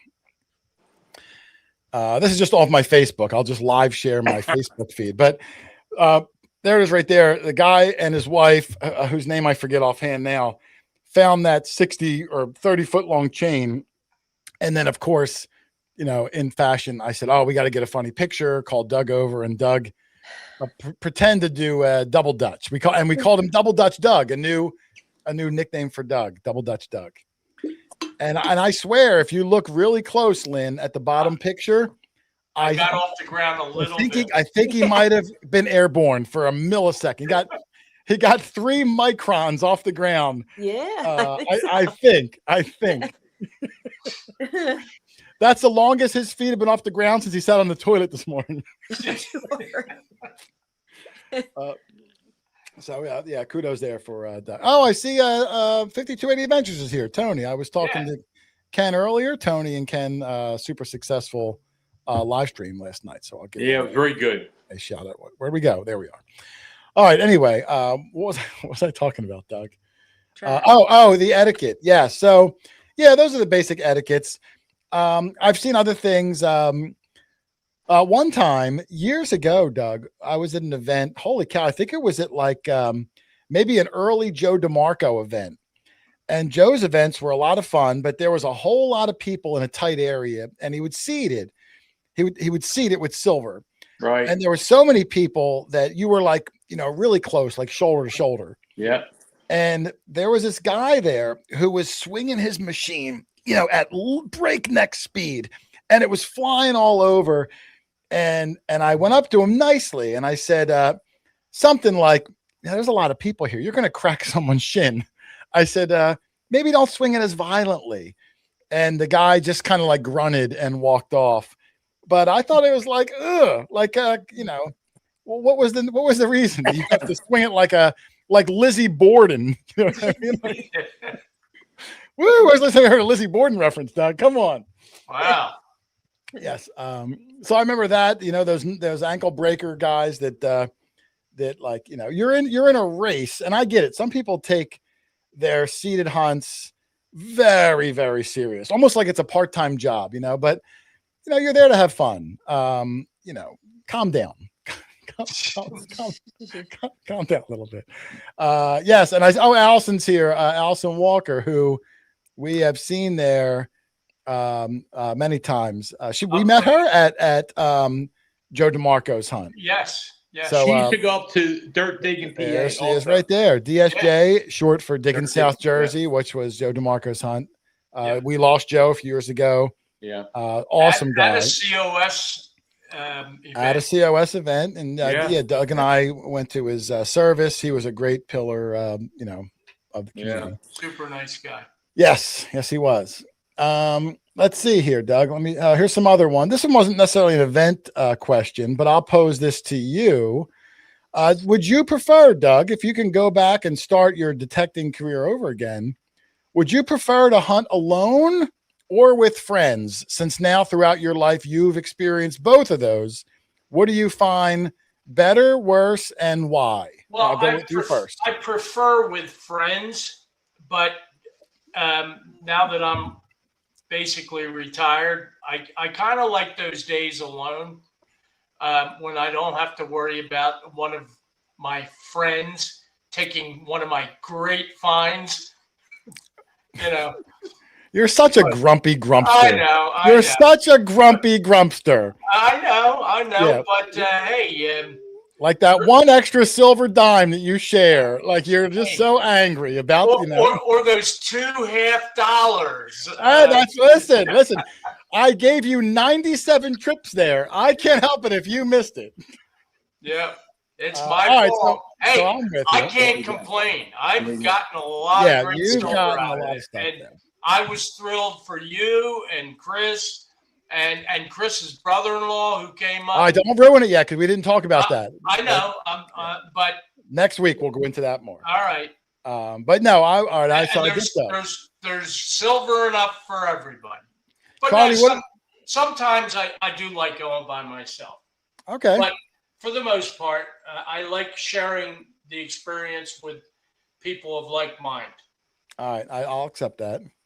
Charlie, what about you? Do you prefer hunting alone or with friends? Jason, I'm a retired dairy farmer, teacher. I have all this land around me. No, I cannot go by myself. Yeah. I don't know if you've ever, since I've known you, ever gone by yourself. Charlie needs company. Yeah, it's my listen. I cannot. I could detect every day, but I wait for my friends to detect with me, because when we do find something great, it's nice to share the greatness, and we're all happy for that person. And that's what I've seen detecting with you. There's a lot of happiness. Often, you know, we do get some really neat stuff, and it feels good, you know, to share it with others. Yeah, I do not go by myself. I don't think I've ever detected by myself. I don't think you have. Yeah. No. Yeah. No, I agree. Charlie? Now, one time I looked behind me. There was 20 people behind me. That was overboard. Yeah. Sometimes there's a limit, and you can ask Doug. What was the fee to get in, Charlie, at that time? What's that there? What were you charging at that time? I didn't charge anything. I just looked behind me. I seen all these cars. It wasn't that permission wasn't far from Come Out Swingin that one year. Yeah, I remember the And it was a 300-acre farm, abandoned farm from the 1700s. And boy, did they pull the stuff out of there. Yeah. The greatest thing I think was a silver half-dime draped bus. Yeah. I think that was the best thing that came out of it. Half-dime draped bus. Yep. I remember who found it. I won't say who it was. Yeah, but boy, did they pull the stuff out of there. I looked behind me. I had seen all these people. Yeah. No, I've been. That was a little bit too much for me to handle. Listen. I know we've talked about it a little bit. Is moderation, Charlie. So I don't hunt by myself, but I don't want to hunt with 20 people. Yeah, behind me. You have to be careful. Not again. Yeah. Lynn, how about you? Now you haven't been doing it quite as long. I don't even know if you've ever gone by yourself, but what do you think?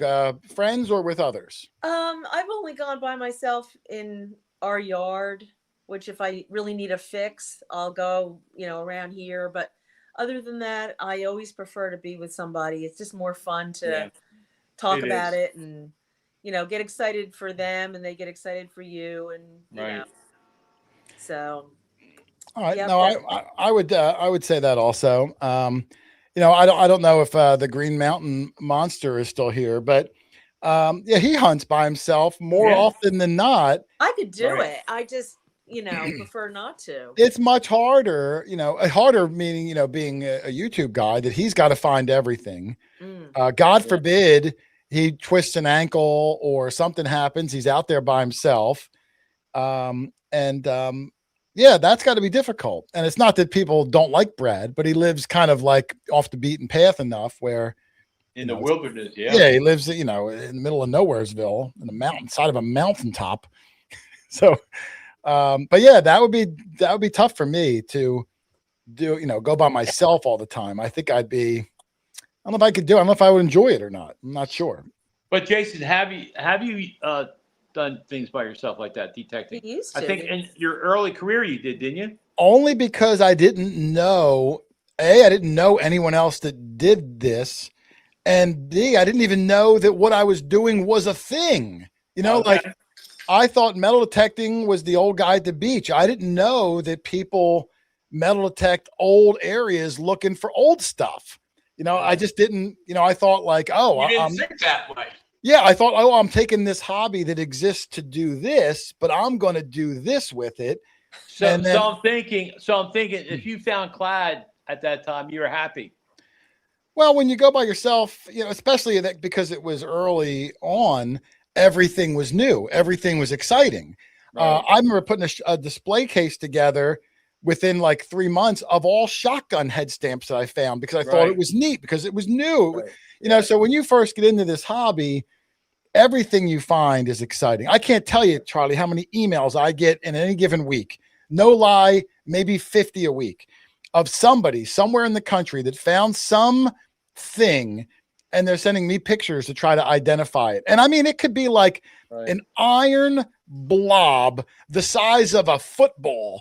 And they'll be like, what is this? And like, I don't know. Like, it's just like, but when you first start off doing this, you're stoked to find anything because you've got a magic wand in your hand that can hear things that are invisible to the eye. So you're just so enthralled by what you're doing that you're stoked and you find something, you want to know what it is. And it's not until you get, more experience that you get better. And that's why I tell Lynn, when we go out with somebody new or inexperienced, often that person will find really cool things and you chalk it up to beginner's luck or something. But really what's happening is they dig every junky, trashy signal. New people, I don't care who you are. If you're new, you're digging big stuff because you don't know what something small sounds like. You don't have that mindset yet. So big people dig big stuff. They dig iron stuff. They dig what an experienced person would call bads or junky signals. But when you do that, you find cannonballs and grape shot and axe heads and maybe gun barrels and things that experienced people would never dig. So in a way, I'm almost jealous that because of their lack of experience, they're going to dig more targets and have more opportunities where me, it's got to sound just right. It's got to check all the boxes or I'll walk away. And I miss a lot of stuff. So I'm a little jealous of the new people because of their naivety. They dig a lot more signals and can often get rewarded. And they're happy with whatever they got because they don't have a lot of stuff yet. So there's my really long-winded thing. I'm not even sure what the point was. Yeah, thanks for killing some time there. I wanted to make sure Lynn didn't fall asleep again. So I wanted to end it. Last week Lynn fell asleep. I remember maybe it was last year, right after Lynn first started hunting. She found, which I thought was very cool. Oh, let me see if I can get a picture of that. Oh, the I know you're going to spike? say. Oh, You know- yeah. You know what?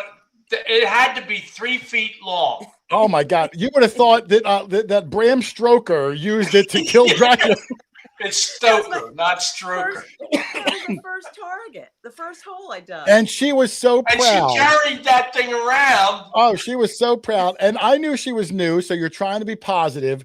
But And it Lynn's was like- cool. It was so cool. I know, but I mean, like an experienced person would have swung over that and said, "This thing is 4 feet long in this direction, Yeah.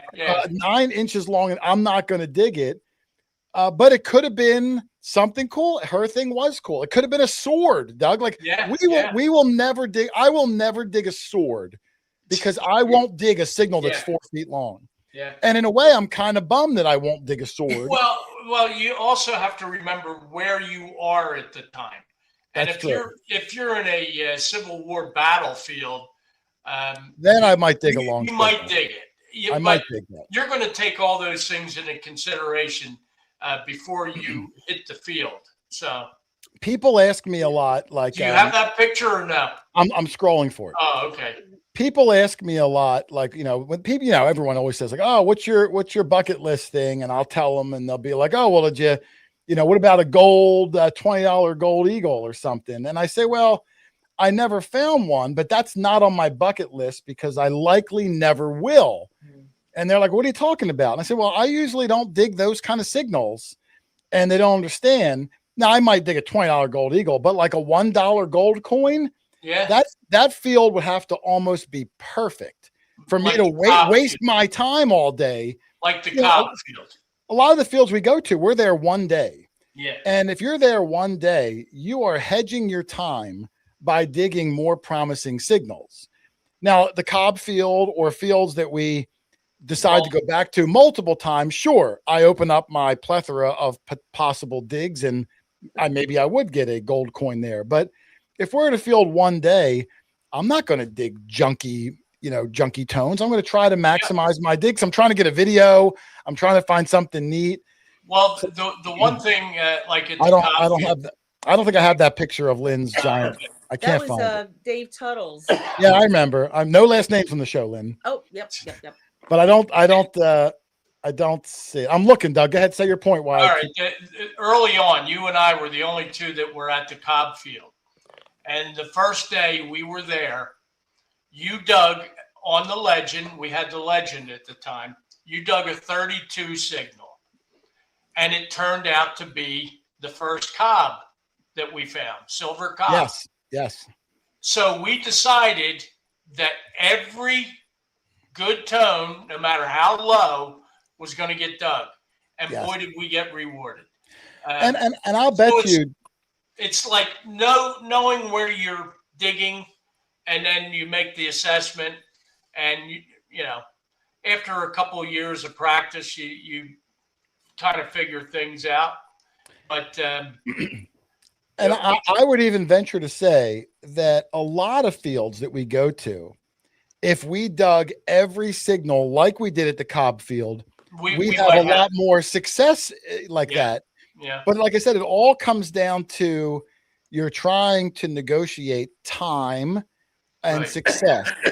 And if you're at a spot one day, you got to keep in mind, guys, if you're at a spot one day, do you want to dig all those junky midtones and leave with a pocket full of bottle caps and pull tabs? Or do you want to try to get large cents and silvers and better conductors, better signals? So you have to weigh that scenario. If you're at a spot that you're going to go back to 100 times, your local playground, dig every signal.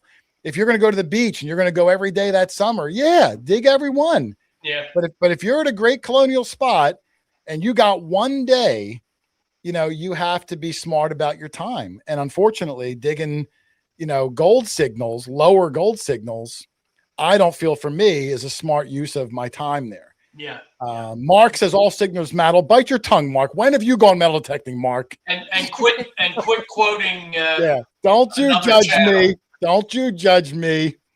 No, I mean, listen, I can't argue with him. Of course he's right. The more signals you dig, your better chances are. Well, I'm not saying that. I'm saying for me, you have to factor time in. Well, look at Rich. Rich digs lower signals than what we do.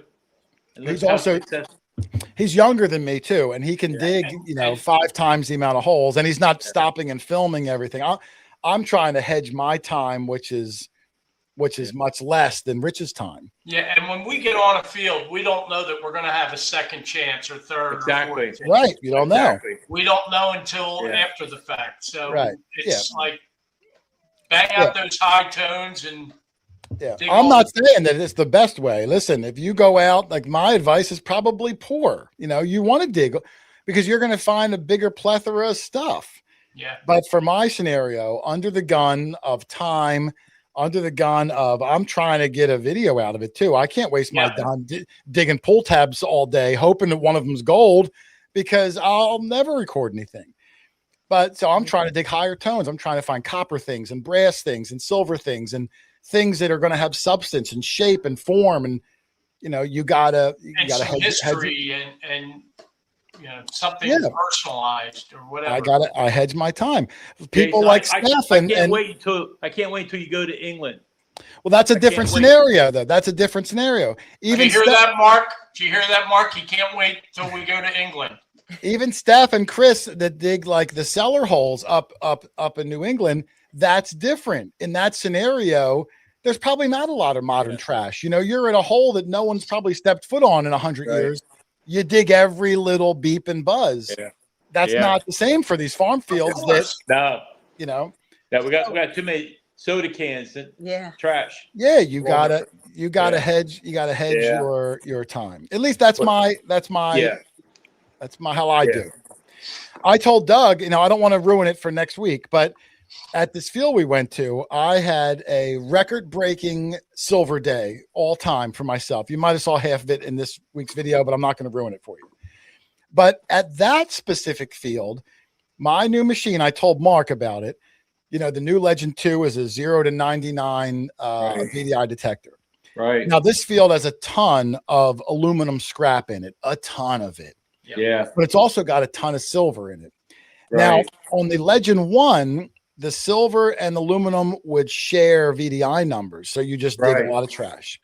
On the Legend 2, because the VDI number opened up, now there's a demarcation block between the two. So I can go in and create a tone break at like 85. To create a tone break that high is just stupid. But in this field, a tone break at 85, I make my 84 and tones volume 1. I don't discriminate it out, but I volume 1.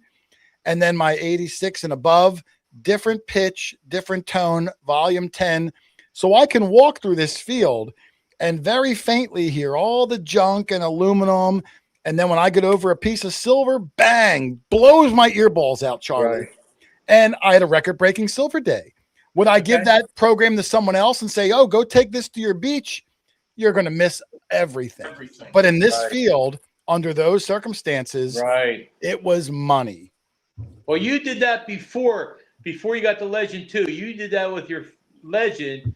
You did the same thing in a way. I tried to, but I didn't have enough VDI numbers to work with. Right. So I was still digging a lot of aluminum. Yeah. If the Legend 3, when that comes out, if that has 1,000 VDI numbers, holy cow! Now I can really micro get in there and really make those little changes so that my day can be more successful. Sure, I'll miss more stuff. No question about it. Yeah.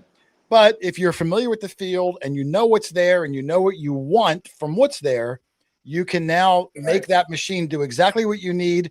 So I can go through that machine. I dig 40 holes and 19 of them are silver. I mean, how can you fight those facts? It was amazing. Yeah. So there we go. I haven't even looked at the chat in like 20 minutes. So people are probably furious at me that I'm, not digging midtones and all that. But it depends on the field and the time. Yeah.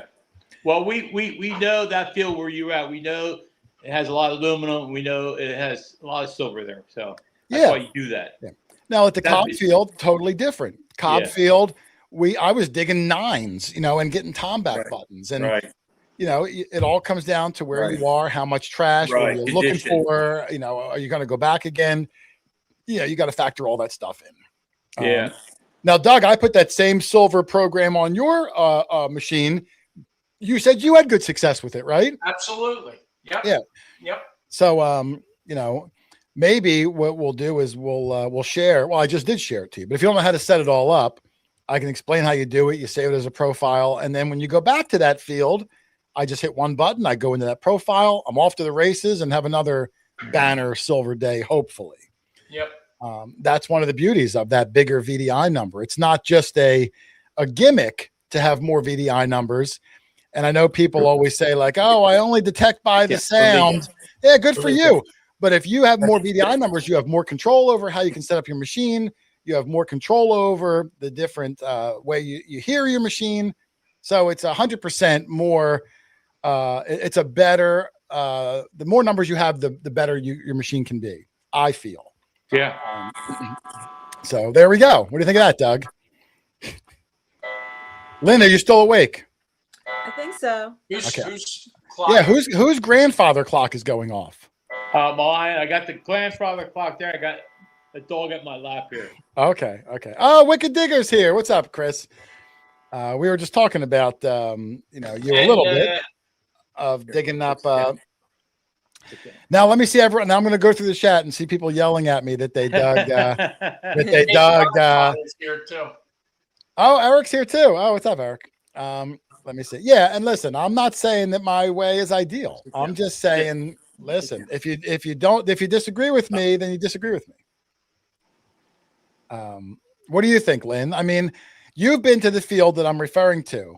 When you went through there last time, how much aluminum junk did you dig? A lot. Yeah, a lot. Would you say so much so that you almost wanted like pack up and go home?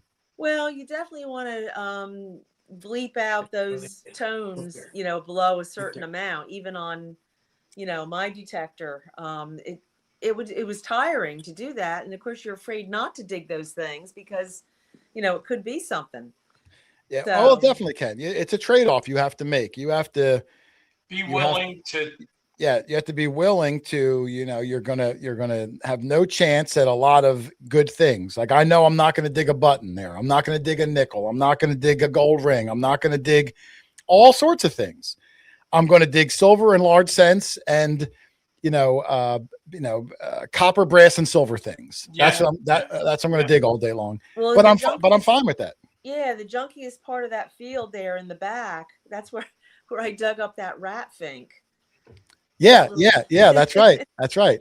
But there was a lot of scraps. Yeah. But it's still cool. You know what I mean? And just a different way to run it in a different area. Anyway, I don't even know how we got on that thing, Doug. I had one or two more questions, and then we're going to get out of here. Here was a good question, Charlie, and I don't know if we can even answer this because ever since I've been doing it, it's been this way. But do you think social media and YouTubers and TikTokers and all that, do you think they've changed the atmosphere at detecting events? And if so, do you think it's for the better or for the worse? And I'll start with Charlie. And I guess what I mean by that is, there's good and bad things when you get all these social media people out there. And I'm one. I know how they are. There's good and there's bad. But what do you think, when there's an event of 125 people and 40 of them have some sort of social media, what kind of issues do you think could stem from that? A lot of conversation. I saw a lot of people talking with each other and sharing, why they do what they do, and they give good insight to, the hobby. Really is uplifting for me to be around them, so to speak. Okay, so you find it to only be positive.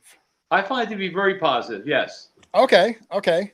Doug, do you think social media presence in such vast numbers has been beneficial or not beneficial to events and the hobby in general? No, I think it's helped the hobby, and I know when I was metal detecting in the 70s and kind of got away from it to get in more into fishing. So when I got back into the hobby, it was directed primarily through social media. Watching you, watching Hoover Boys, watching Brad, watching a number of channels that made me appreciate there were better spots to hunt. And, I didn't have to go to the kids' park and dig up nickels and dimes. I could dig up large cents and, cool antiquities from colonial times, especially since I live here. So, no, I think it enhanced the hobby and does a lot to keep people interested in the hobby, because it shows that we can really find things that we may never thought were possible. All right. Lynn, how about you? You've been doing it the least out of all of us, time-wise. What's your perspective on it? I think it definitely is a benefit. I mean, just for this past weekend, being able to go on the Come Out Swinging site and seeing a lot of the finds. I mean, there's so many people there that you don't get to see all the finds in person or even hear about all of them. And seeing those pictures of some of the things that were found, it not only encourages you, but, you just got to see the neat things that were there that you wouldn't have known about. Right. And also seeing just, on a daily basis, everybody posting their stuff and other people commenting on it. I think it's really nice, as long as everybody stays nice, which they mostly do. Yeah, I would say, from my experience meeting people in this hobby for many, many years, 99.99% of them are awesome. Right. Very few have been a bad egg, and usually they disappear. Yeah. But I agree. I think it's incredible. And, my reasons were, I find it to be very motivating. If I have a bad day or a bad week or a couple weeks, and I watch someone else finding things and I hear the excitement in their voice and I see something in their hand that maybe I've always wanted or didn't know exist, I find it to be very motivating. It makes me want to go back out again when maybe I wasn't motivated from my lack of success. So that's a good one for me, is motivation. Early on, I thought it was great for identifying some of these things I'm finding, because, granted, and I think he was here earlier, I got my Relics ID book. Shout out to Buckle Boy. But this book has only been out for 6 months. For the first 10 years, it's hard to memorize every piece of metal ever made in America since America began. That's an impossible task. But if you go online and you see other things that people have found, and what's great about it is somebody will find something somewhere in the world, or in America, hopefully, I'll put it so it's closer. They put a picture of it online, and somebody is going to know what that one thing is. Right. And that's what's great, how the community has grown big enough where somebody's going to know. You only need one other person to say what it is, and then you can Google what they said and look with your own eyes and see if it makes a match. So I think it makes identifying things so much better, where in the early days it was tough. You didn't really know. The community was much smaller. There were good, I remember using the ID Me Facebook page a lot, where, early on. I'm assuming that's still around, but it's, it's nice that social media is around to identify things. And also from my own personal use is everyone in this show with me, I've met through social media. Everyone in this chat, we've all met through social media. So like I said in the beginning of the show, weirdos find weirdos, and we all find each other and we gravitate toward each other. So I find it to be almost all positive. There's some small negative things, but I think it's been, a huge positive for me, for the group, and for everyone in here, and for the hobby in general. I mean, I don't know how much metal detecting's grown from, let's say 20 years ago till today, but I would have to guess it's exponential growth. Yeah. I agree totally. Yeah. So no, I think it's been incredibly beneficial. Mark, note to Mark, if he's still here. I mean, he's been, making or selling metal detectors, for 25 years. he would have maybe known before the social media bubble really took off until today, how much it's maybe changed and grown.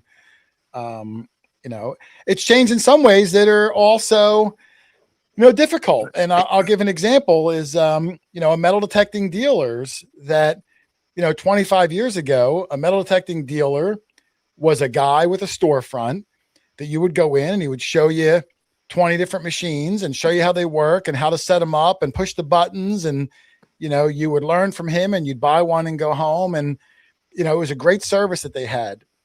And then when social media became so dominant, now people go on YouTube and they look it up, and you don't go into the metal detecting shop anymore.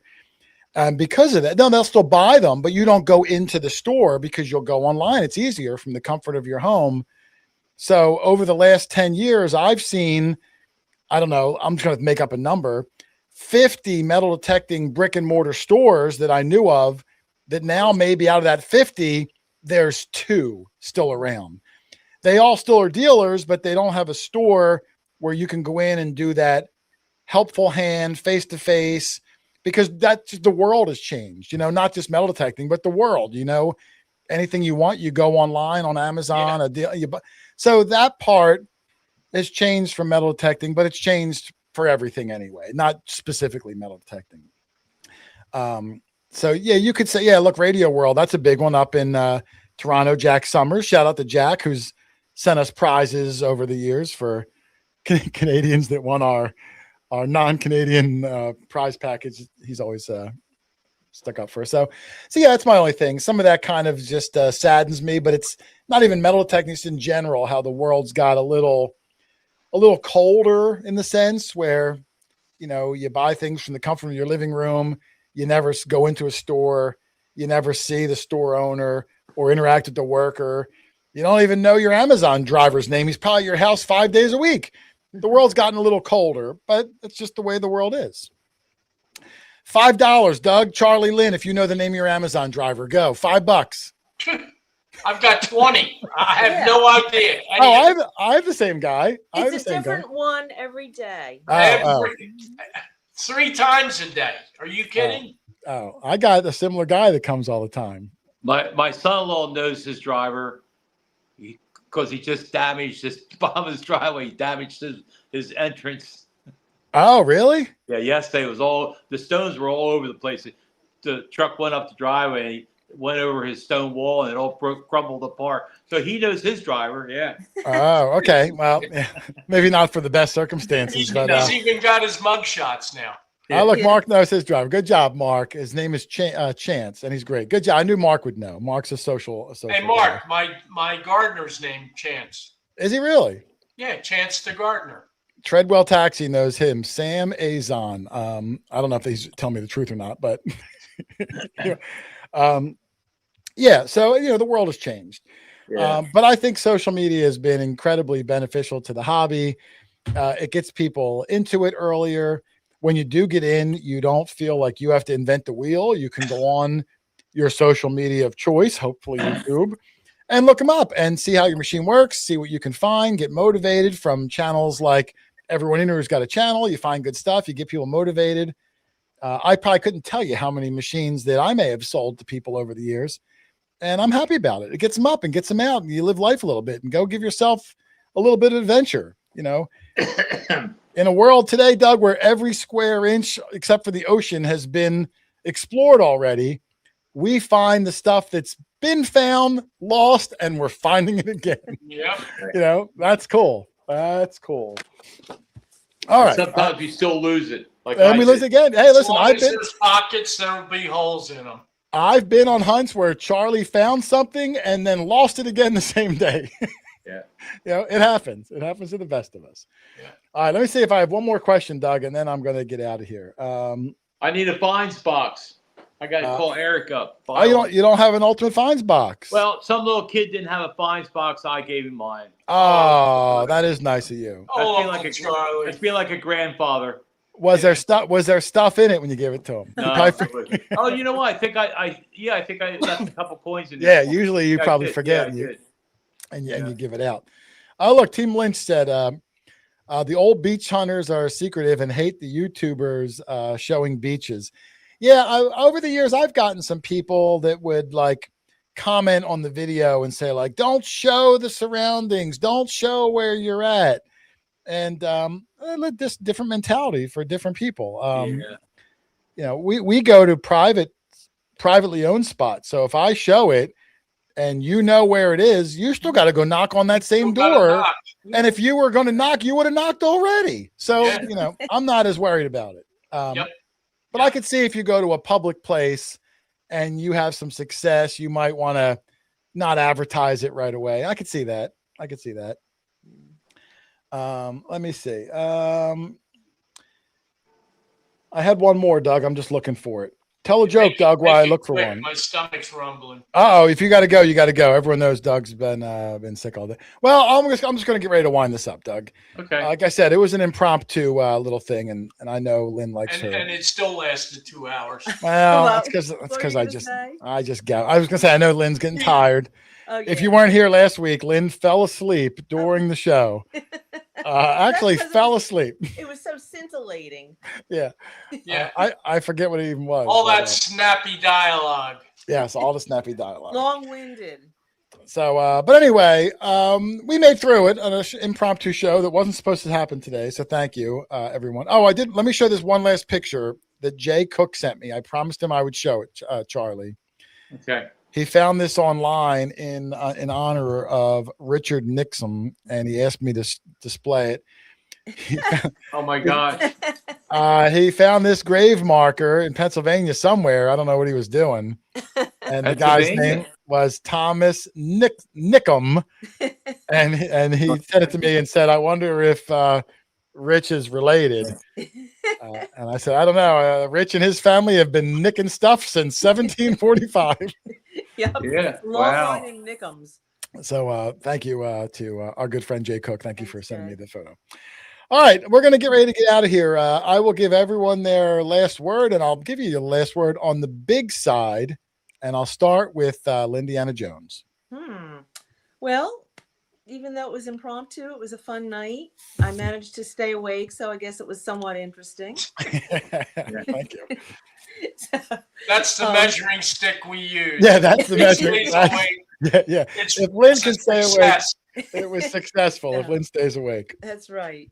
So anyway, it was thanks for everybody that came, and hopefully the guest that was supposed to come will show up in the future. Yeah, it's about a month, about 5 weeks or so. We rebooked it, but that's okay. Okay. All right. And looking forward to getting out this weekend. Yeah, and this weekend, hopefully we'll have some success. Is it going to be 100 degrees, Doug, or is the temperature? No. Okay. It's going to be very comfortable. It's not 92 degrees today, Doug. Yeah, and yesterday, but it's going to cool down Friday evening, and we will have a great, comfortable day Saturday. Right. Yeah, I'm trying not to complain about the heat because it seems like a month ago we were complaining about how much snow was on the ground. So if it's not, 8 inches of snow, I'm not going to complain. It's good enough. It's going to be perfect. All right. Well, thank you, Lynn. Charlie, I'll give you your last word of the night, my friend. Well, I had fun time tonight. I had fun time this past week with Come Out Swinging, and glad to see all of our friends there that we don't see all the time, but it was neat. And as far as my journey is going to end for a time being anyway. So lots of luck, guys. Just keep doing. I think you'll still be there. You might not be swinging, but we're going to pick your butt up, and we're going to put you in a lawn chair. Wheelbarrow. And we'll carry the things over to you. Yeah. All right, you can do that. Yeah, that's what we're going to do. So you know where I live. Pick me up. Yep. That's going to be the plan. Well, listen. I had a fun night tonight. Really hey, Charlie, I got a couple walkers you can use if you need them. Couple what? Walkers. Oh, walkers. Okay. Yeah, not the silver kind. You're talking about the silver walkers. Doug ain't going to part with those, Charlie. Those babies are locked away. He ain't parting with them, not Dougie. Go ahead, Doug. I'll give you your final word on the night, my friend. Well, one thing I want to say, Bree just said the next time I got to be there. I apologize. I wasn't there to meet you this past weekend, but I did want to be there to ask her a question, and I'll ask it now. How did she get a shout out on the Hoover Boys about 2 months ago from Chris from Ohio? Could she answer that question? I don't know. I didn't even know that such a thing took place. Bree, do you She know? probably knows. Okay. She got a shout out. Maybe she knows. Who was it? It was Chris. Chris from Ohio, you know, Yeah. the 44 guy. Yeah. Oh, that 40. Do you know him, Bree? Does she even know that she was shouted out? It was in a video, Doug. It was in the video, yes. Okay.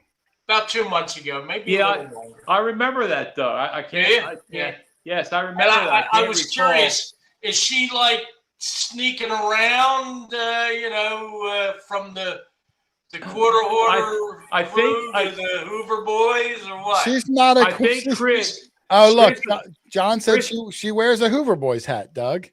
Oh, So okay. maybe that's what it is. Maybe that's what it is. She, Chris saw one of her videos, and something she found in the video. I think her TikTok videos. Recently. Oh yeah, look, there she is, Doug. He joined. I guess Chris joined TikTok and said that Bree was one of the first he started following. So there you go, Doug. Okay. All right. Doug's just jealous because he never got a shout out from No. the 44 I don't guy. even get a shout out from you. Are you No, kidding I me? try to sweep Yeah. you under the rug. I try to. Mark sweep was nice enough to say something nice about me. Mark said something nice about you. What did he say? He said he liked the hats Charlie and I were wearing. That's right. Yes, Yeah. yes, Just yes, now. he did. Yes, he Just did. now. I pay attention. Yeah. Mark and I made it. Well, I don't say Mark and I. I made an incredible discovery that Mark showed me today. I don't want to ruin it. I'm going to show a video in a week or so. But Mark taught me something about detecting that my jaw hit the floor today. So You're kidding. Oh yeah, I'll show you in a week or so. He's mailing me something. I was super Is it duper something impressed. you can show me Saturday? I doubt I'll have it by Saturday, but Okay. when I get it, I'll show you. Okay. It was really cool. Let me give myself the big side, Doug, and I'm going to wind up get out of here. Of course, I want to thank all the moderators, Teresa the Treasure Hunter, who spent all night with us. Thank you, Teresa. Hot Mess Fishing, Alicia, who was here earlier. I'm not sure if she left or not. I wasn't watching the chat vigorously tonight. Chris Wicked Digga, who came in late. I know his kid's been doing like all sorts of sports lately, so I know that's why he's late a lot. I hope there was lots of victories. And of course, Metal Bree Tectorus, who spent the whole day with us after spending the whole weekend with us, Doug. So thank you all three for all of the moderating stuff that they do every single week. Couldn't do it without them, Doug. So very helpful. yes, thank you to them. I want to thank everybody in the chat that showed up. If I saw your name, I hopefully called it out. If I didn't, it's hard to see everyone's name, but thank you for hanging out with us all night. Of course, I want to wish Charlie, the Heredrelic Hunter, success on his surgery Monday. Thank you. And thank everyone else. I've been seeing the chat, and I really appreciate the kindness and the thoughtfulness tonight that everyone is sharing with me. Yeah, Charlie's playing it cool, but I know he's a little nervous, rightfully so. I'm sure it'll be fine. No I'm sure worries, he's going to Charlie. take half a step back to take 3 steps forward, Charlie. So Piece of cake. yeah, you're going to thank yourself in a month or so that you did it, and because some of these fields we hunt require a lot of walking, and I need Charlie to have two good wheels under his butt. Even with good legs, I'll still take my nap. Yeah, the Naposaurus. Listen, you can still take a nap. Take my nap. I did it. I did my nap the other day. Didn't have anything at all. Took my nap. Went out. And I start doing very well at the hunt. Yeah, I don't know what's up with that. But he takes a I don't nap know, and man. comes out and just I finds take my stuff. nap. I don't know what the heck it is. But I wish Charlie all the success Thank you. on surgery, and I'll call you. Thanks, everyone. I'll Thank call you you so much. Tuesday night when you get home and make sure everything is Thank well. you so much. And otherwise, Doug, I'm going to get out of here. My throat is sore. We'll be back next Tuesday for another show, and of course, Thursday, whatever day it is. And I'm sure we'll have some sort of video out on Tuesday. It's not done yet. So for me, the whole gang, and all of us, and everyone that hung out all night, hey, thank y'all for watching. Happy hunting, and we will see you on the next one. Take care, everyone. Yeah. Good night. Thank you.